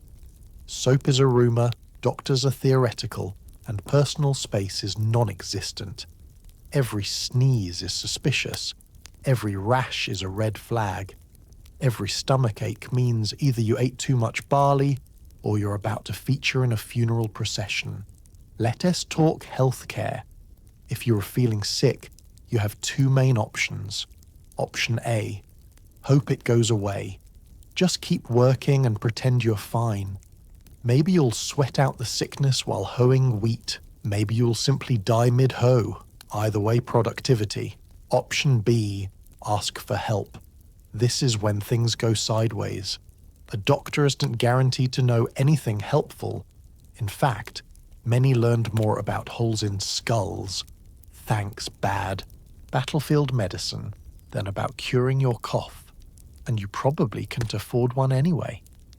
A visit costs more than your entire year's turnip output, and that's not an exaggeration, it might literally cost turnips. So instead, you go to the local healer, who gives you a cup of something green that smells like moss and regret. You drink it. You do not feel better. Treatments vary wildly. One healer might give you herbs and warm broth. Another might suggest leeches because what illness doesn't improve when you lose 3 cups of blood? Someone else recommends prayer and patience, which is medieval code for let fate decide. If your symptoms escalate fever, chills, dramatic coughing, you turn to the saints. There's a saint for everything: headaches, sore throat, broken bones, general misery. You pray to all of them like you are texting everyone you know at 2 a.m, asking who's awake. Maybe one will respond. Family gathers around and offers advice. Drink ale, burn rosemary, sleep on a different side of the bed. Don't think about it. Someone suggests loud chanting. Someone else suggests drinking water from the north side of the well. A goat bleats encouragement. You try it all. Then there's the plague history's worst surprise party. If it arrives everywhere. One person becomes sick and suddenly half the village is down with fevers, swollen lumps and existential despair. People whisper that the plague is punishment or witchcraft or a really aggressive fox spirit. Whatever the cause, it is terrifying. Signs of plague are unmistakable: sudden fever, painful swellings, black spots. Smell that could stun a horse. If you develop these, the village gives you space, lots of space. Social distancing before it was cool. Your neighbours deliver food from 20 feet away, like, here's bread, good luck, try not to die.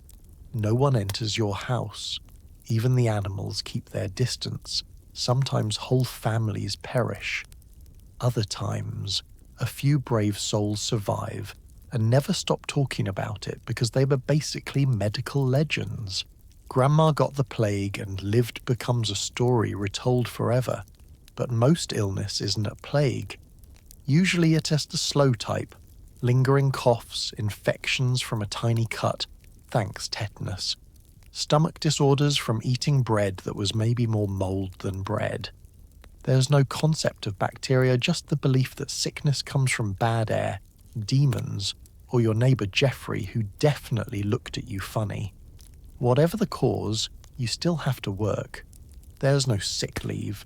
The wheat doesn't stop growing just because you might be dying, so you drag your body into the fields coughing dramatically, hoping anyone will send you home.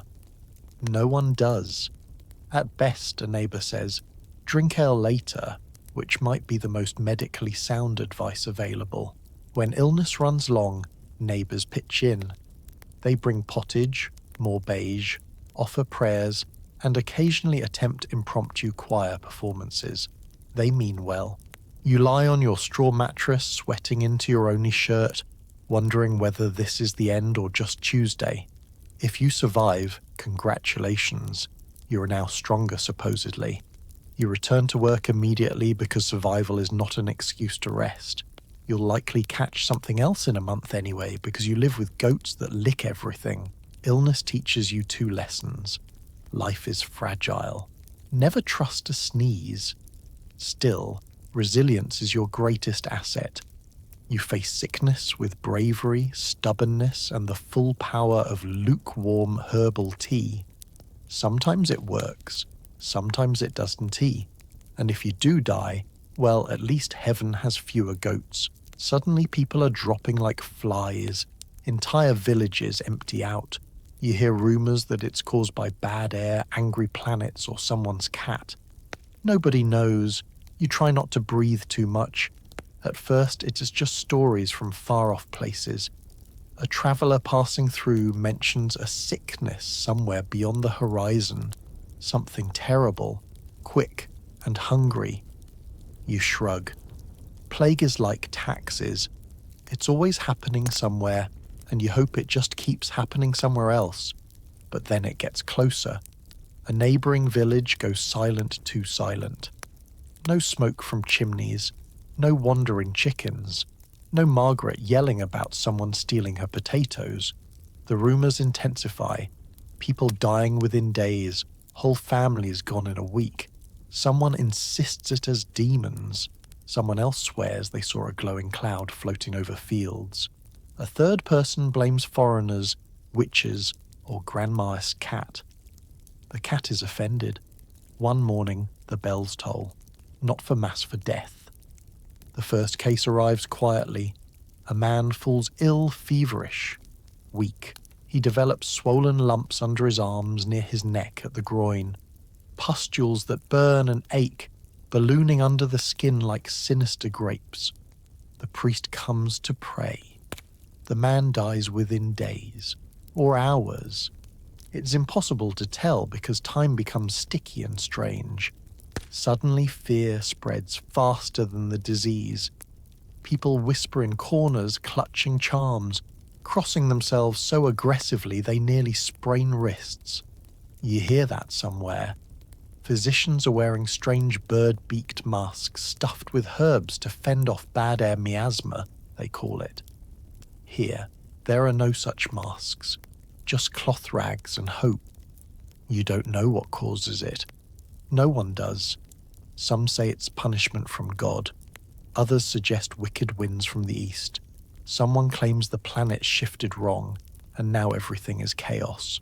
People stop bathing, thinking water opens the pores to disease.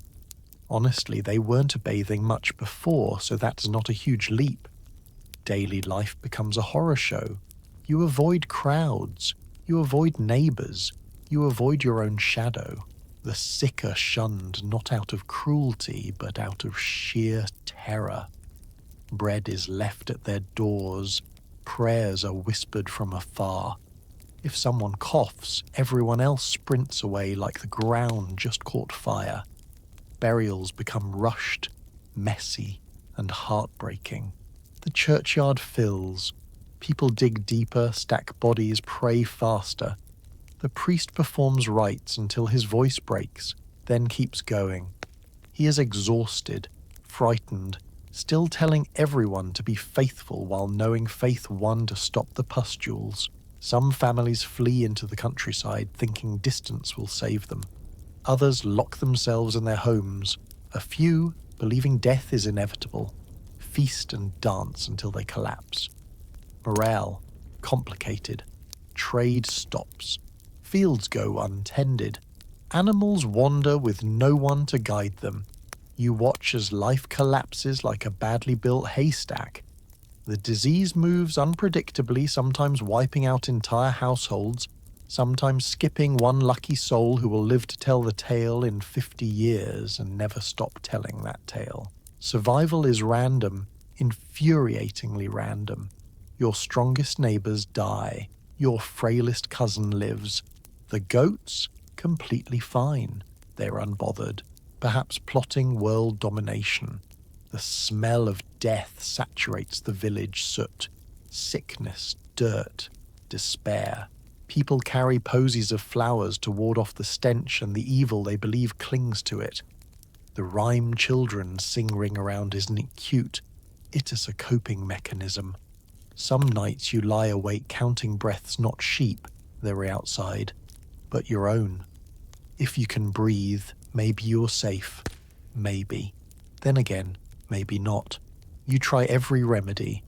Herbs from the woods, vinegar washes, charms tied around wrists, confession, prayer until your knees scream.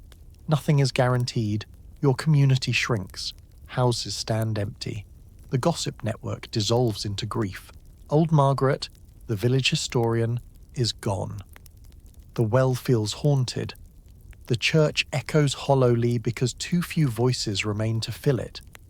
When the plague finally moves on because, like the world's worst houseguest, it eventually leaves, it does not feel like victory.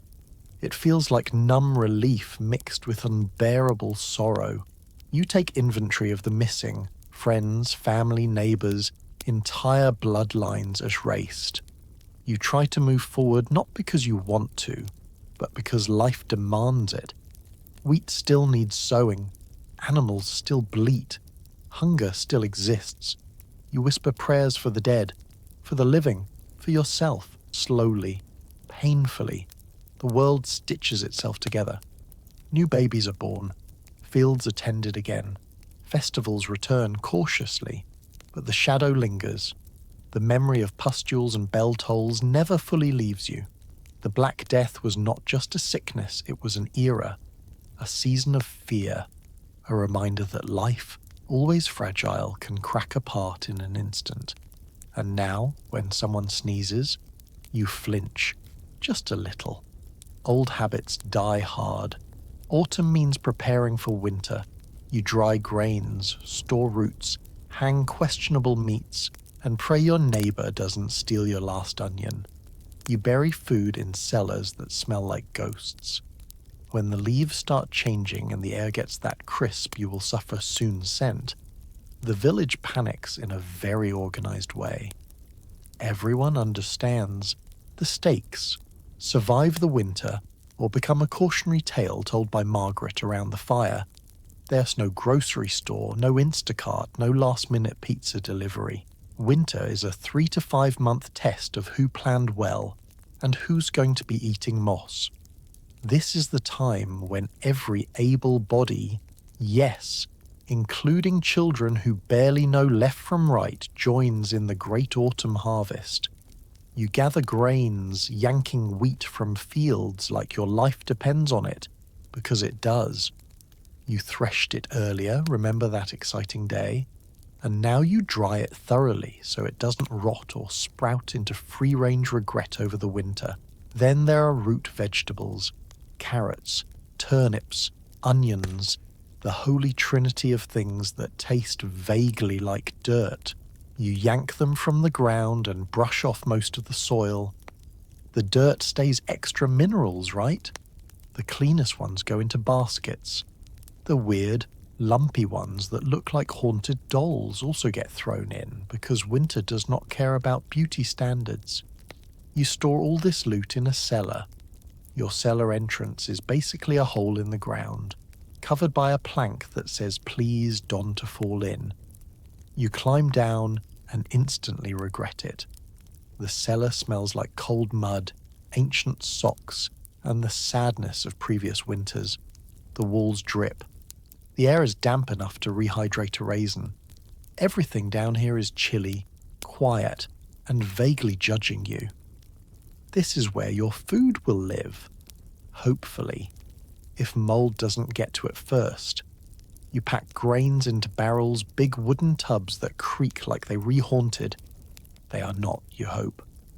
The barrels are precious, handmade, and worth more than most shoes. Into them go wheat, oats, rye, the kind of carbs that will keep you alive, give you energy, and occasionally make you cry when the rats get into them. Oh yes, rats, your mortal enemies. Part of your food storage routine is making sure rodents don't treat your cellar like an all-inclusive resort.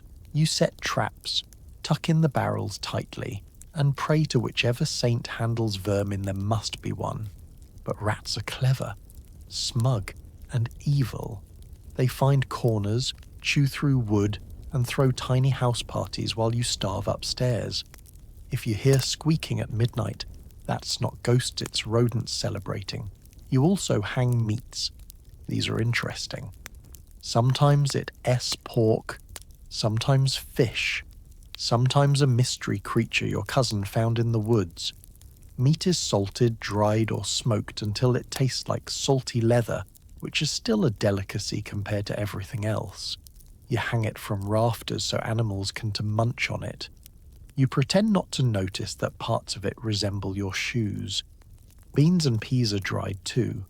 They shrivel into rock-hard pellets that look like something you'd skip across a pond. Come winter, you'll boil them into pottage so bland even your taste buds will beg for mercy. But hey, protein. Then there's the cheese. Cheese is magic. You make it in summer and hope it survives until winter without turning into a poisonous swamp creature. It sits in the cellar, aging, firming, and occasionally judging. If it starts to smell too weird, you just scrape off a layer and keep going. Waste not, want not. Or want not, vomit not. Fruit gets dried. Apples are sliced thin and hung like medieval holiday decorations.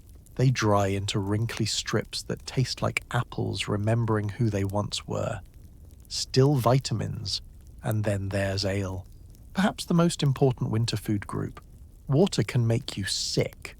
But ale is dependable, comforting, and dulls the misery of eating turnips 7 days a week. You brew as much as you can before the frost arrives and store it in casks.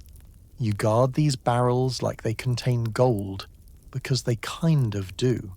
Warm evenings by the fire with a mug of ale are how you cope with the fact that the sun now sets at noon. Once the cellar is packed, daily life becomes constant inventory management. You check barrels, you count onions, you threaten rats. You ration carefully because winter is a marathon, not a sprint. If you eat too much in December, you'll be licking the walls by February, some nights, You wonder if the cow looks especially plump. You make awkward eye contact and decide she gets another week. Food theft becomes a low-budget thriller. Your neighbour drops by, eyeing your turnips. Is she admiring the crop or plotting a heist? Hard to tell. You hide your nicest onions under hay. You trust no one except maybe your spouse, and even then you count the carrots. There is also fear that food will spoil early.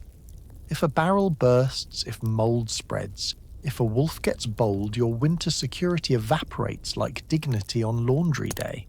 Some families rely on the village to share, but even communal help can run thin. If your luck is bad, you spend cold months surviving on pottage so watery it qualifies as sadness soup. Yet every time you open that cellar trapdoor and see the barrels, root piles, and eternally grumpy cheeses, you feel something warm inside hope. A hope that when snow buries the fields and wind screams like a banshee, you'll still have calories left to keep your body running. Food storage isn't glamorous. It's planning for the apocalypse every year. It's trusting barrels more than neighbours. It's praying that the cheese doesn't revolt. It is survival one shriveled turnip at a time. Because in the medieval world, the smartest move you can make is putting your faith in a cellar full of carbs. Winter means you spend half the day not freezing and the other half apologising to your limbs. Food gets scarce, nights are long, and the cold sneaks into places you didn't know you had. From the moment the first serious frost hits, you realise that summer tricked you. Those warm days and full harvest bins were just a setup for the yearly endurance challenge. Medieval winter. There's no central heating, no fleece blankets from a big box store, no cocoa. Just a smoky fire, questionable wool, and nerves of steel. Your house, already structurally suspicious, decides to leak cold air from every direction. The wind slides between the timbers like a ghost with boundary issues. The thatched roof sighs under the weight of snow, occasionally dropping clumps onto your head just to keep you humble. A draft tiptoes across the floor, reminding you that your boots are holes wearing leather, not the other way around. Side. Every living creature huddles together like a big confused family. You, your spouse, kids, chickens, a goat that somehow thinks it owns the place. Even the cow might squeeze in if the night gets especially brutal. It's like a sleepover, but the theme is desperation. Your day begins with the morning fire struggle because the fire died overnight, obviously. You poke at yesterday's ashes, coaxing a tiny ember back to life. This is the closest thing you have to magic. You pray, blow, pray again, and toss in twigs, hoping not to burn your eyebrows off. When it finally crackles, you feel victorious warmth is back, baby. Except it only warms a 5-inch radius, so everyone fights for that spot. Breakfast is complicated. Rations are tight. Food storage is now the Hunger Games, root vegetable edition. You dig into the cellar for turnips, onions, and whatever shriveled produce hasn't transformed into mold. Maybe there is grain left. Maybe. You remind yourself that watery pottage is better than no pottage, an affirmation you repeat every morning while holding back tears. Working the fields? Absolutely not. Everything is frozen solid. The dirt laughs if you try. So instead, your work involves repairing clothes, mending tools, praying, complaining, and trying not to freeze. If the weather is kind, you might gather wood or break ice at the well. If it's not, you stay inside and pretend you don't hear the wind telling you to give up. The cold changes who you are. Your bones, already grumpy from months of field labor, become brittle storytellers, cracking loudly when you shift, like they've been narrating the misery. Your fingers go numb so often you start referring to them by numbers instead of names, because names feel too personal for people you barely feel. Bathing? Forget it. You're not risking pneumonia just to smell slightly less barn adjacent. Everyone embraces the earthy scent and hopes God is too polite to say anything. Evenings stretch on forever. The sun clocks out around mid-afternoon, leaving you to sit in dim firelight listening to the wind, yell outside. Nights are for storytelling tales of saints, legends, or whatever your uncle makes up because he thinks drama helps digestion. Kids play simple games. Adults quietly panic about the dwindling grain barrel. Clothing is layers. You wear wool, then more wool, then a cloak that used to be wool but is now mostly regret and patches. Shoes? If you own them, they are stiff and cold. If you don tea, it's just you versus winter, and winter usually wins. On the worst nights, you huddle so close to the fire that your face roasts while your back remains icicles. You rotate endlessly, toasting alternate sides like a human rotisserie. Meanwhile, the animals shift around you, snoring, farting, and occasionally stepping on your face. Sometimes when storms hit, snow piles against the walls and silence takes over thick, unmoving. It feels peaceful until you remember this stillness can mean starvation if you run out of wood. You ration logs like they're gold. Burn too many early, and February becomes BYOB, bring your own blanket, and you don't have one. Yet winter isn't all despair. There are moments of wonder. When the snowfall stops and moonlight hits the fields, everything glows. The world becomes still and silver. The sharp cold makes every sound crisp, and for a moment, you forget your toes are missing feeling, and you breathe into the silence. There are feast days, Christmas, New Year, or whatever saint is on duty. The church becomes your social life again. You walk to Mass, trying not to slip and eat snow, and gather inside with neighbours to sing, pray, and exchange gossip thinly disguised as spiritual concern. By late winter, your pants are baggy. You've rationed wisely, but you've still dropped 5 pounds of body fat, mostly muscle and hope. The grain barrel looks empty enough to echo. You consider whether the goat looks tasty. The goat considers whether you do. Near spring, the ice begins to melt and you feel like a prisoner seeing daylight. You open the door, breathe damp air, and let your eyes adjust to sunlight that doesn't feel aggressive. Birds return, mud replaces snow, life tiptoes back. Winter never feels conquered, just survived. And honestly, that's enough. You made it. Congratulations. Welcome to spring. Now get back to work. Entertainment is basic. You carve wood, tell stories, or stare at sheep. Sometimes someone juggles, everyone claps, because what else are you going to do? Let's face it, your leisure options are limited. There is no Netflix, no TikTok, no podcasts where historians whisper about corruption while you fold laundry. In fact, the only streaming you get is rain leaking through the roof. If you want amusement, you'll have to embrace the thrilling world of medieval DIY fun. Step aside, Renaissance fair. This is the gritty original. Your favorite pastime? Gossip. This is the medieval social network. Completely unreliable, rapidly spreading, and always hilarious. Who slipped at the well again? Who fell asleep during Mass? Who might be possessed, or just allergic to wheat? The rumour mill never stops because when life is short and turnips are the height of culinary invention, drama is oxygen. You and your neighbours gather around the fire, whispering.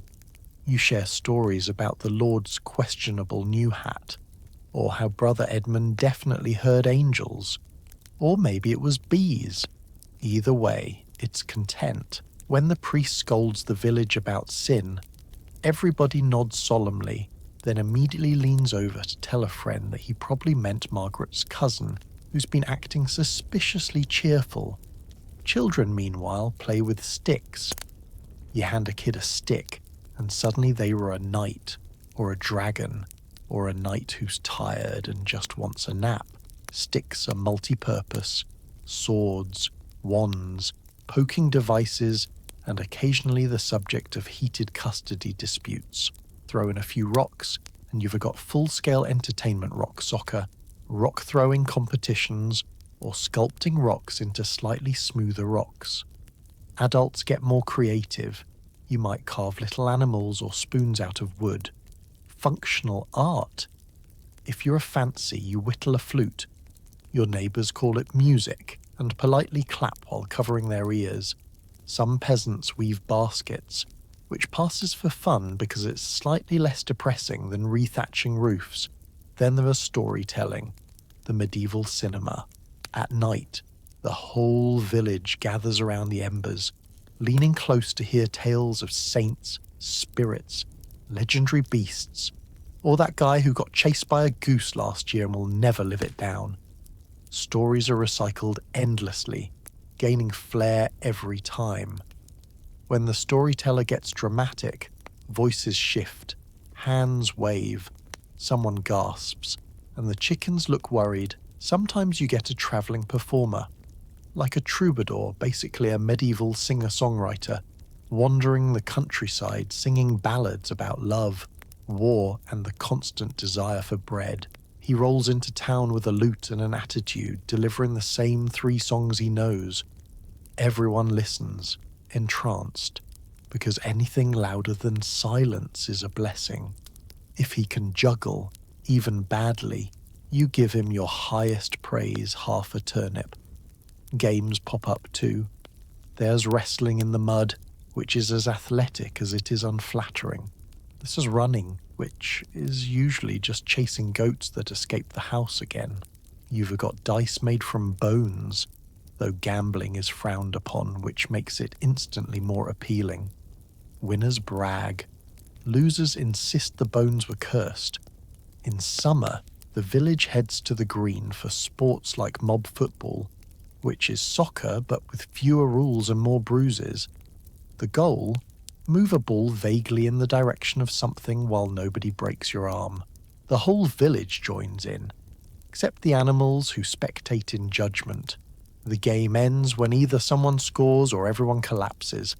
It is fun, if you define fun as chaotic violence. Music is rare but precious. If someone has a drum, fiddle, or pipe, they are automatically a celebrity. They play simple tunes, and people dance in circles until they were dizzy enough to forget they were exhausted. Dancing is basically cardio disguised as joy. You clap, stomp, and occasionally fall over, but that's part of the charm. There is also religion, yes, that counts. Feast days mean singing, rituals, and sharing stories that are half history, half supernatural thriller. You attend Mass not only for devotion, but because it is the medieval version of going out free show, large crowd, top-tier gossip pipeline. Some evenings you step outside and just look, at stars, at moonlit fields, at your goat eating the laundry again. Even silence becomes entertainment. You lie in the hay, listening to owls, wind, and your neighbour noisily arguing with himself. You feel part of something, even if that something is questionable hygiene and agricultural despair. But the most charming entertainment? Talking, sitting together, telling jokes, sharing hopes, debating whether turnips taste better boiled or just not eaten. You bond with family and friends not because you choose to, there is literally nothing else to do, but because this is how communities survive. And somehow, it is enough. You don't need lights or screens, just warmth, voices, and maybe a stick. Plus, when someone does juggle, you applaud like they just invented fire. Because in this world where everything is heavy and cold and hungry, you celebrate every tiny miracle. Travel is rare and dangerous. Roads are muddy, bandits exist, and you don't have PTO. Most people never leave their village. You've been everywhere within 3 miles.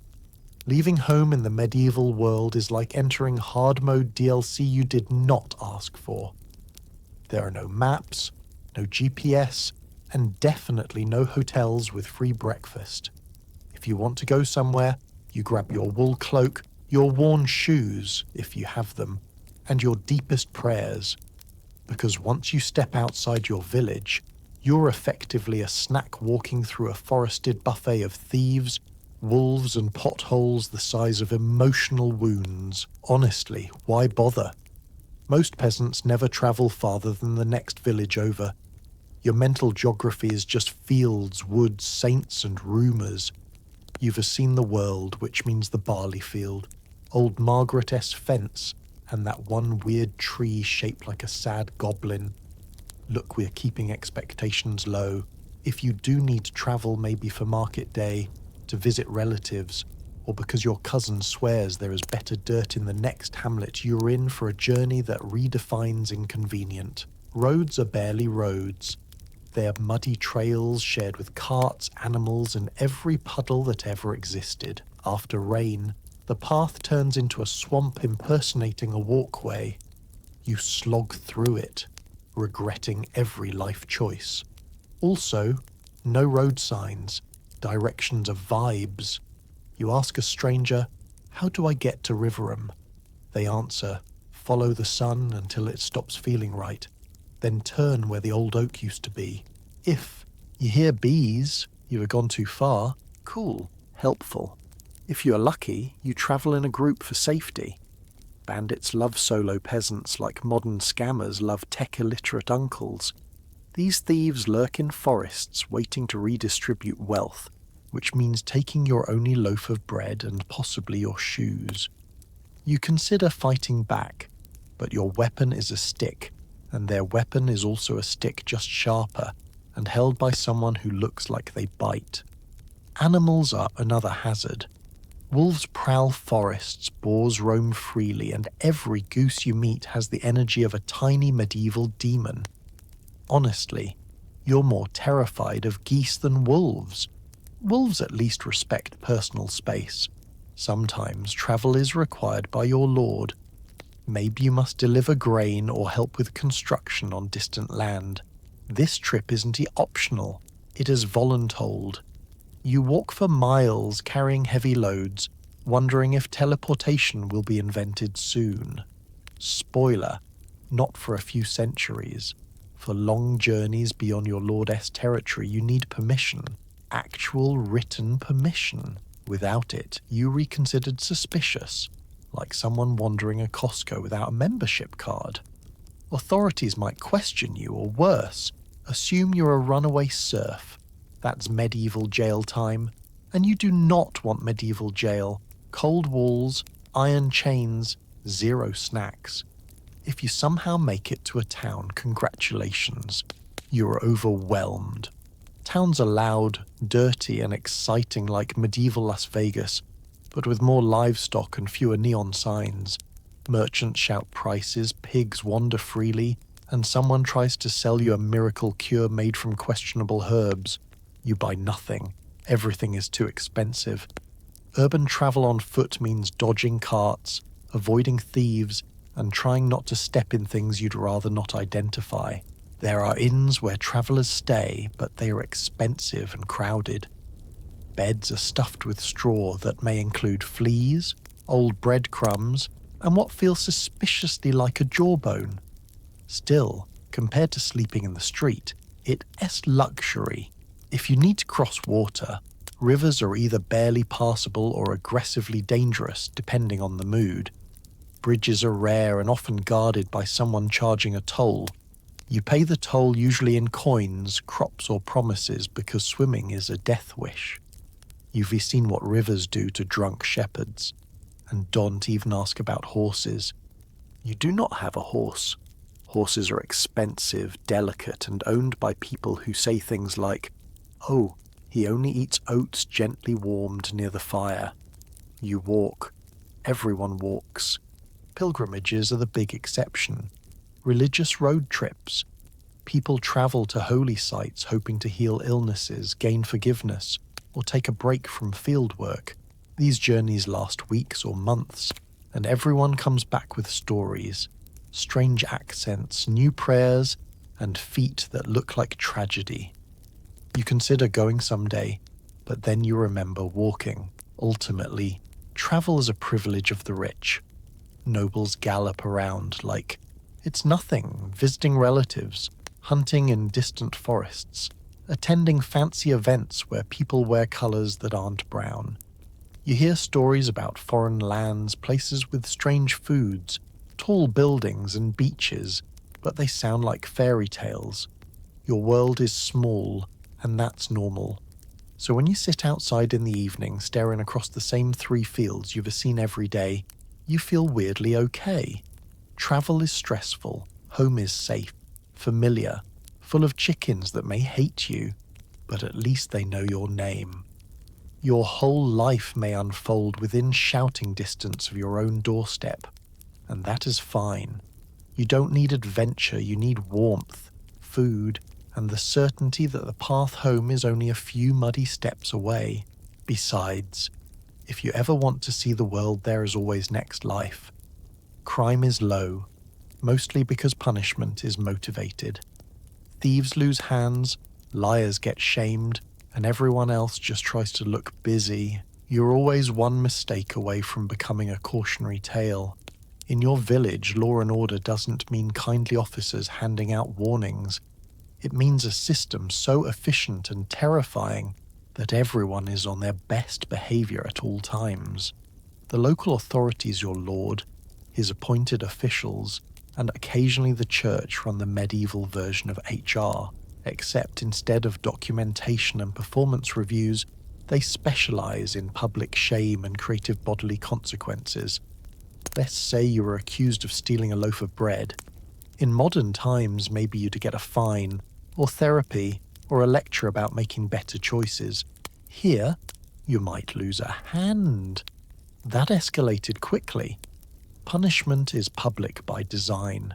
Its main purpose isn't rehabilitation, it's a big neon sign telling everyone, hey, don't do this unless you enjoy bleeding in front of your neighbours. The whole village attends these events because, well, what else are you doing on Tuesday? They assemble in the square, trying to look serious while also sneaking bites of dried peas. Children watch wide-eyed. Adults whisper, at least it's not me. Even the chickens are curious. For minor crimes, lying, petty theft, being rude to someone important, you might face humiliation. Stocks are a favourite. Imagine sitting on a wooden bench with your head and hands locked in place while everyone passes by and judges your life choices. Kids throw vegetables. Adults throw insults. The goat nibbles your hair. It's a bonding moment for the community. For you, not so much. Another classic punishment is the pillory similar idea, except your whole upper body is immobilized, leaving you the dignity of standing upright while your neighbors express themselves through lettuce-based projectiles. The goal is to make you regret your decisions, rethink your path, and possibly shower if water is available. For accusations that can be proven easily, like theft without witnesses, there is always trial by ordeal. This is exactly what it sounds like. The court says, let's us see if God likes you, then hands you a red-hot iron. If your hand heals correctly after a few days, you're innocent. If it doesn't, well, the verdict is guilty. Plus you've got a new long-term burn situation, or perhaps you're tossed into water. If you float, you're guilty. If you sink, you're innocent but also drowning, so not ideal. Sometimes disputes are settled by trial, by combat. You or your chosen champion fights someone connected to the case. Whoever wins is telling the truth according to medieval logic. This is awkward if you're small, unathletic, and terrible at holding sticks. As a peasant, you would prefer literally any alternative, including just saying, I am sorry, I'll never do it again, please stop handing me a sword. The church has punishments too. They lean spiritual penance, fasting, prayer. You confess your sins to the priest, and he prescribes the medieval equivalent of a behavior plan. Say these prayers, stop stealing turnips, and maybe reconsider your life. If you disobey, you might face harsher measures, excommunication, a social death sentence that basically turns you into a ghost with chores. Serious crimes, murder, treason, major theft could lead to execution. Hanging is standard, sometimes beheading, but that's expensive and usually reserved for higher status individuals. You, humble peasant, would get the budget option, a rope and a crowd. The good news, it's fast. The bad news, everything else. Even outside official punishment, informal justice thrives. If someone repeatedly steals or causes trouble, the village steps in. Social shame is powerful. Nobody wants the reputation of that guy who stole cheese 3 winters ago. People will avoid you, ignore you, or, worst of all, exclude you from gossip. Being left out of gossip, that's medieval exile. Corporal punishment at home is common too. Parents discipline children with stern words and sometimes the physical persuasion of the time. It is not gentle, but it is how they believe order survives. The stakes feel higher when survival depends on everyone doing their part. One lazy kid could mean no firewood, no harvest, no food. So you walk through life cautiously. You mouth off. You return borrowed tools. You avoid stealing because everyone knows exactly how many onions you own. When disputes arise, you try to resolve them peacefully with witnesses. Always witnesses. You follow rules even when they make no sense, because sometimes not following them means your hands and your future become separate entities. In this world, the law's purpose is pure simplicity.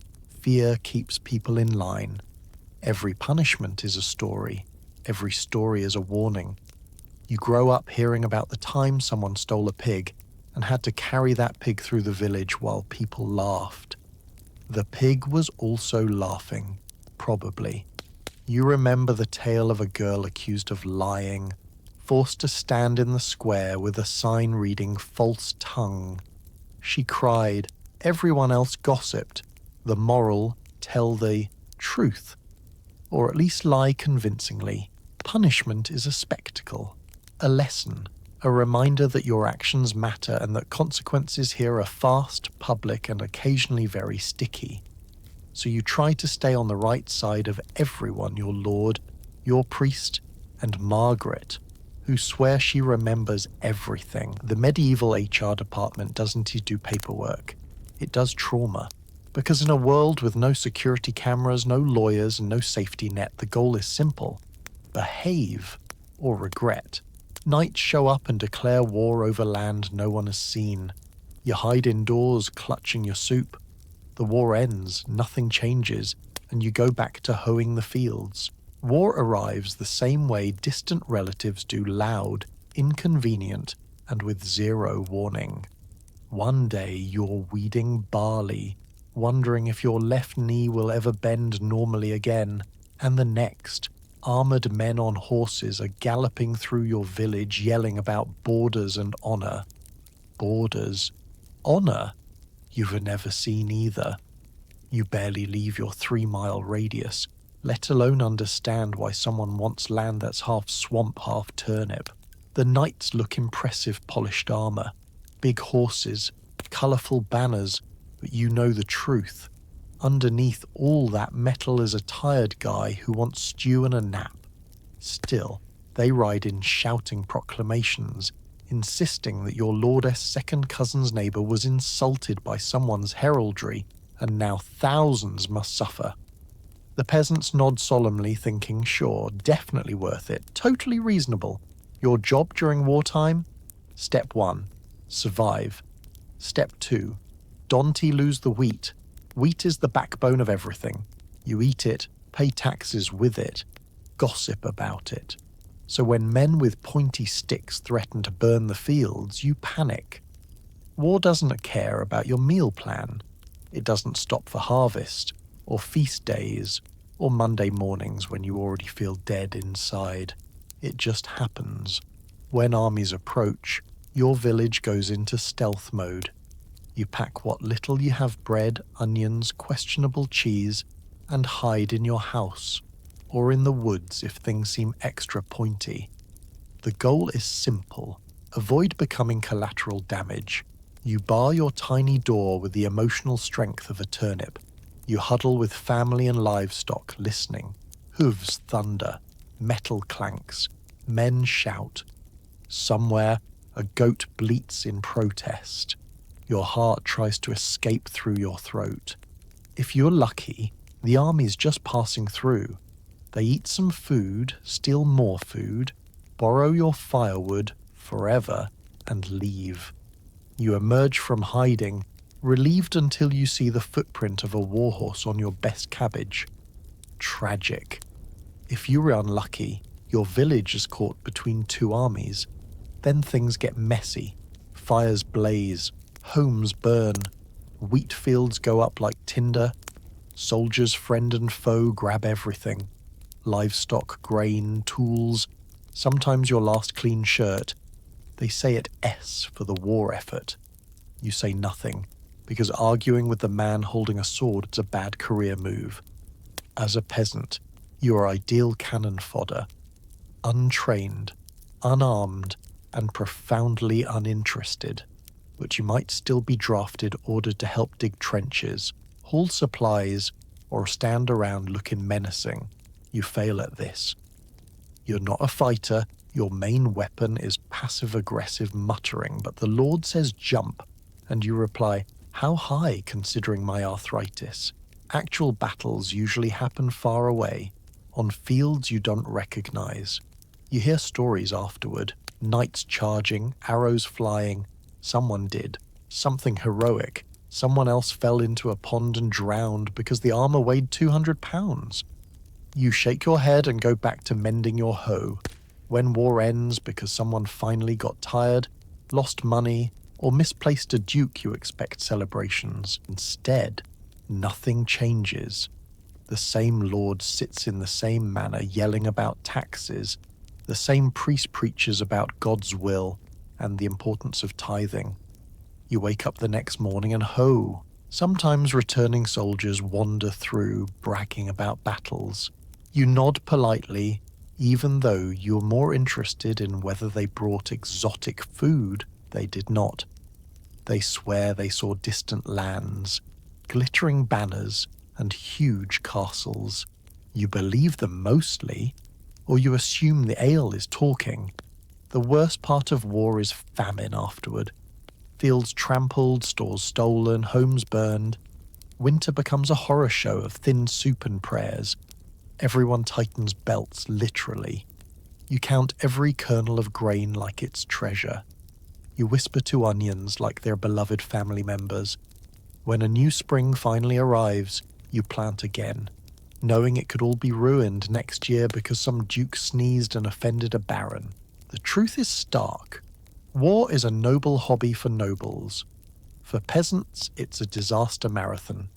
Your life's ambition isn't glory or conquest, it's a quiet day with bread that isn't mouldy and joints that don to scream. So when armoured men thunder off to continue their argument about imaginary lines, you wave half-heartedly, sweep up ashes, and rebuild your fence for the 7th time. Because no matter who wins, you still owe taxes.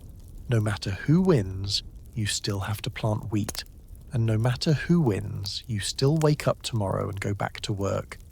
War changes everything, and also absolutely nothing. You slurp your pottage, shrug, and think. At least the goat survived. You daydream of running to a town, joining the clergy, or maybe becoming a merchant. But you are tied to the land like a bad cell phone contract. In moments of quiet, usually while weeding a field so large it feels like the earth is trolling you, you let your mind wander.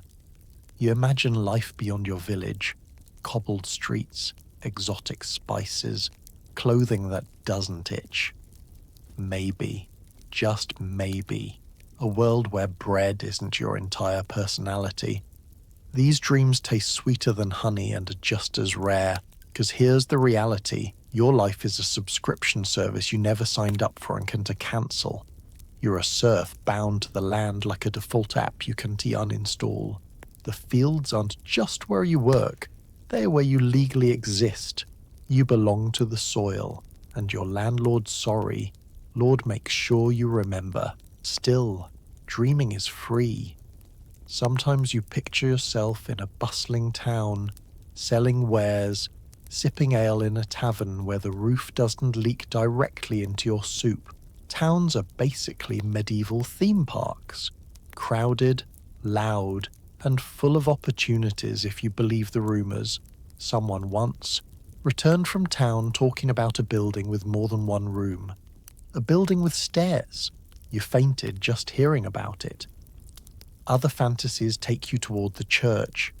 Priests read, write, and don't spend every day hunched over wheat. Sure, they work prayers, rites, mass, but compared to ploughing fields or wrestling a goat with something to prove, spiritual labour sounds appealing. You imagine yourself in clean robes, chanting Latin you don't understand, eating better food because God said so. That's upward mobility, baby. Or maybe you'd like to travel, become a merchant, wandering from town to town, trading cloth, spices, and stories. You see yourself strolling through foreign markets, haggling gracefully, not lugging sacks of turnips. You imagine telling tales by the fire, describing deserts, seas, and mountains that reach the sky. In your mind, merchants are glamorous, mysterious, and smell less like sheep. But then, reality reasserts itself. You remember that running away isn't just discouraged, it's illegal. Leaving without permission marks you as a fugitive. Peasants who vanish can be hunted down, dragged back, and punished. You can't just say, I'm going to reinvent myself in the city. You'd be reinvented as a criminal. Besides, travel requires money. Where are you going to get money? You haven't seen coins in months. Your currency is sweat, wheat, and the occasional chicken. Merchants don't take payment in sad glances. Even if you did make it to a town, life wouldn't be easy. Towns are crowded, smelly, and full of guilds, basically medieval gatekeepers. To join a trade, you need training and approval. You'd have to start as an apprentice, which is peasant mode with more yelling. You live with a master, do chores, learn skills, and receive maybe 2 compliments a decade. Years later, you might become a skilled worker, or realize you hate tanning hides and just want your goat back. The church path has obstacles too. Monasteries and convents require commitment, discipline, and a vow of obedience. Some people thrive, others discover that praying 6 times a day makes farming look like a party. Also, literacy is not a switch. Learning to read takes time. You might get bored and start doodling goats in the margins of holy texts. The abbot will not be amused. Still, the dream persists. At night, lying on straw with a chicken for a pillow, you imagine a different world. A world where you wake up and decide what to do. A world where seasons don't dictate your every move. A world where people know your name for something other than losing a wrestling match with an angry pig. Some do escape. A bad harvest or war might shake things up enough that people slip away to towns. If they survive long enough in a new place, often a year and a day, they can gain freedom. It is the medieval version of running away to start fresh in a new city, only with more mud and less avocado toast. You've heard stories of people who made it. A shepherd's son who became a monk. Runaway peasant who married into a merchant family. A girl who fled to a city and now runs a bakery that sells bread so good it brings grown men to tears. These tales fuel your secret hopes, though you pretend not to care when others tell them. Sometimes your dreams shrink to something simple. Maybe you dream of saving enough over years to lease a bit more land. Maybe you hope your children might have a better chance. Maybe you hope for a lord who isn't allergic to generosity. Because in the medieval world, ambition is a luxury, hope is a rebellion, and dreaming is an art form. So you keep imagining. You dream while sowing seeds. You dream while stirring stew. You dream because dreaming is the only part of life your lord doesn't tax. Maybe you'll never leave. Maybe your feet will never touch a city street. Maybe your whole life will pass within shouting distance of the well, but the escape you build inside your mind, that space is yours, unguarded, untaxed, free, and sometimes that S enough. You finish the day in front of the fire, blinking smoke from your eyes. You lie down on straw, hoping the fleas take the night off. You close your eyes and think, "At least I am not a goat." Then the goat kicks you. Night is when everything finally slows down, mostly because if it didn't, your skeleton would file a formal complaint. After hours of hauling wood, feeding livestock, fearing taxes, and pretending not to notice Jeffrey's terrible haircut, you shuffle back inside your one-room masterpiece of smoky real estate.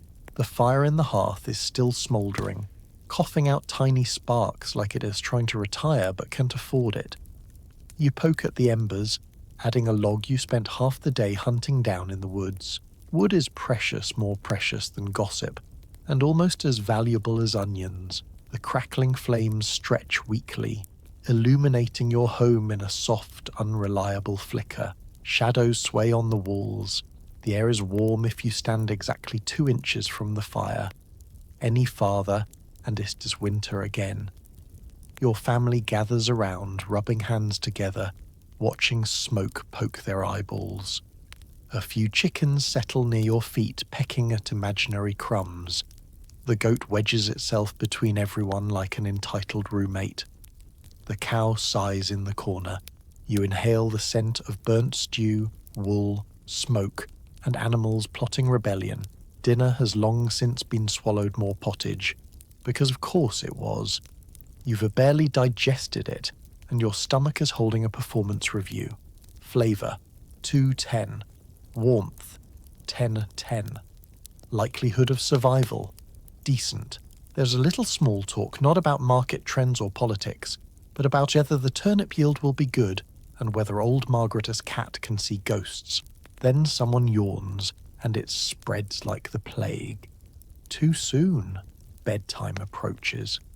Your bed is a pile of straw stuffed into a wooden frame, or spread directly across the dirt floor. The straw pokes through your wool shirt like it's trying to make a point. You fluff it, by which I mean you move it around until it looks slightly less hostile, and lie down. The heat from the fire barely reaches you. You pull a blanket over yourself, which is actually a cloak you wore all day. It smells like smoke, sweat, and existential dread, but it's warmish. The fleas notice you've arrived and begin their nightly feast. You swat at them half-heartedly. At this point, you share a deeper relationship with your local fleas than with some relatives. They know all your secrets. They know your dreams. They know you can catch them. You sigh and accept your fate. Your spouse lies beside you, already snoring. The children are curled near the hearth, dreaming of warm bread and fewer chores. Chickens rustle. The goat settles next to your legs because it has zero respect for the concept of personal space. A hoof inevitably connects with your shin. You frown. The goat wins. Outside, the world goes dark and quiet. Occasionally, a wolf howls from the forest. You whisper a prayer that it stays far away. The wind presses against the walls, creeping through cracks and whispering, "You are very cold, and always will be." The house groans like it's having a midlife crisis. You listen to the nighttime soundtrack, crackling fire, snoring humans, snoring animals, mystery drip, fleas doing cardio. The synergy is indescribable. Sometimes your mind wanders. You think about tomorrow's chores because of course there will be chores. You mentally list them like a bedtime countdown. Tend the cow, fix the fence, haul wood, complain internally. Somewhere in there, you drift. You try not to think about taxes or the church or that rumor about the plague returning. Instead, you imagine feasts, festivals, brightly coloured clothing, food with actual flavour. You picture a soft feather bed, a private room, maybe a door that locks. Then you laugh into your straw pillow, too much fantasy. In the corner, embers pulse like sleepy fireflies. Shadows dance over the beams overhead. The smell of smoke clings to everything, even your dreams. But there is comfort here too. The warmth of bodies, the closeness of family, the simple miracle of surviving another day. You curl up tighter, adjusting to avoid the piece of straw that thinks it's a dagger. Your eyelids droop. The goat settles finally. The fleas agree to postpone their rave. The house settles into silence. Your last thought before sleep pulls you under is simple, pure, and entirely reasonable. At least I'm not a goat, because being a peasant is hard. But being a goat owned by a peasant? Now that's truly tragic. You exhale. The fire sighs, night holds you, and somehow you rest. As the fire of your medieval day burns down to faint glowing embers, you stretch beneath your scratchy cloak and take a final look around your one-room universe. You made it. You survived sunrise chores, beige meals, the church's barley-based accounting plan, and a goat whose emotional support style is aggressive, kicking. Tonight, you endured everything that life in the Middle Ages could fling at you: straw bedding, dirt floors, endless wheat, questionable stew, suspicious rashes, and enough taxes to make your wallet, if you had one, weep. You dodged plague rumours, soldiers arguing over invisible borders, and livestock that treat you like unpaid staff. You worked the fields with tools that look like sticks having a midlife crisis, bathed with water that was personally offended to touch you, and tried to gossip quietly enough that old Margaret's cat didn't report you to the church. And somehow, you're still here. The truth is, medieval peasants lived lives that were harsh, repetitive, and stacked against them. Yet they laughed, they fell in love, they celebrated feast days like their souls depended on it. They found joy in small things: a warm fire, shared bread, a song, a gossip session so spicy it could sterilize a cowbell. Their resilience carved the path for us, stitch by stitch, season by season. So as you lie in your clean bed, no fleas, no chickens, no goat with nighttime violence issues, maybe whisper a quiet thank you to the ones who came before. The ones who faced famine, disease, and winter with nothing but faith, stubbornness, and a deep emotional connection to onions. Because history, gross, inconvenient, and often hilarious, reminds us how far we've become. Today, you don't have to pay your taxes in wheat or share a bedroom with barn animals. You don't have to fear that sneezing means doom. You have plumbing, heating, and hopefully pottage-free sheets. Close your eyes and breathe in gratitude for the absurd luxury of modern life. Your mattress is soft. Your roof doesn't leak. Your goat sleeps elsewhere. And with that, let the quiet of the night fold around you. Let the worries of your day drift like smoke, fading into the rafters. You worked hard just like they did, and now rest is your right. May your dreams be gentle. May your blankets be warm, and may tomorrow arrive with fewer taxes and more snacks. Good night. Sleep well,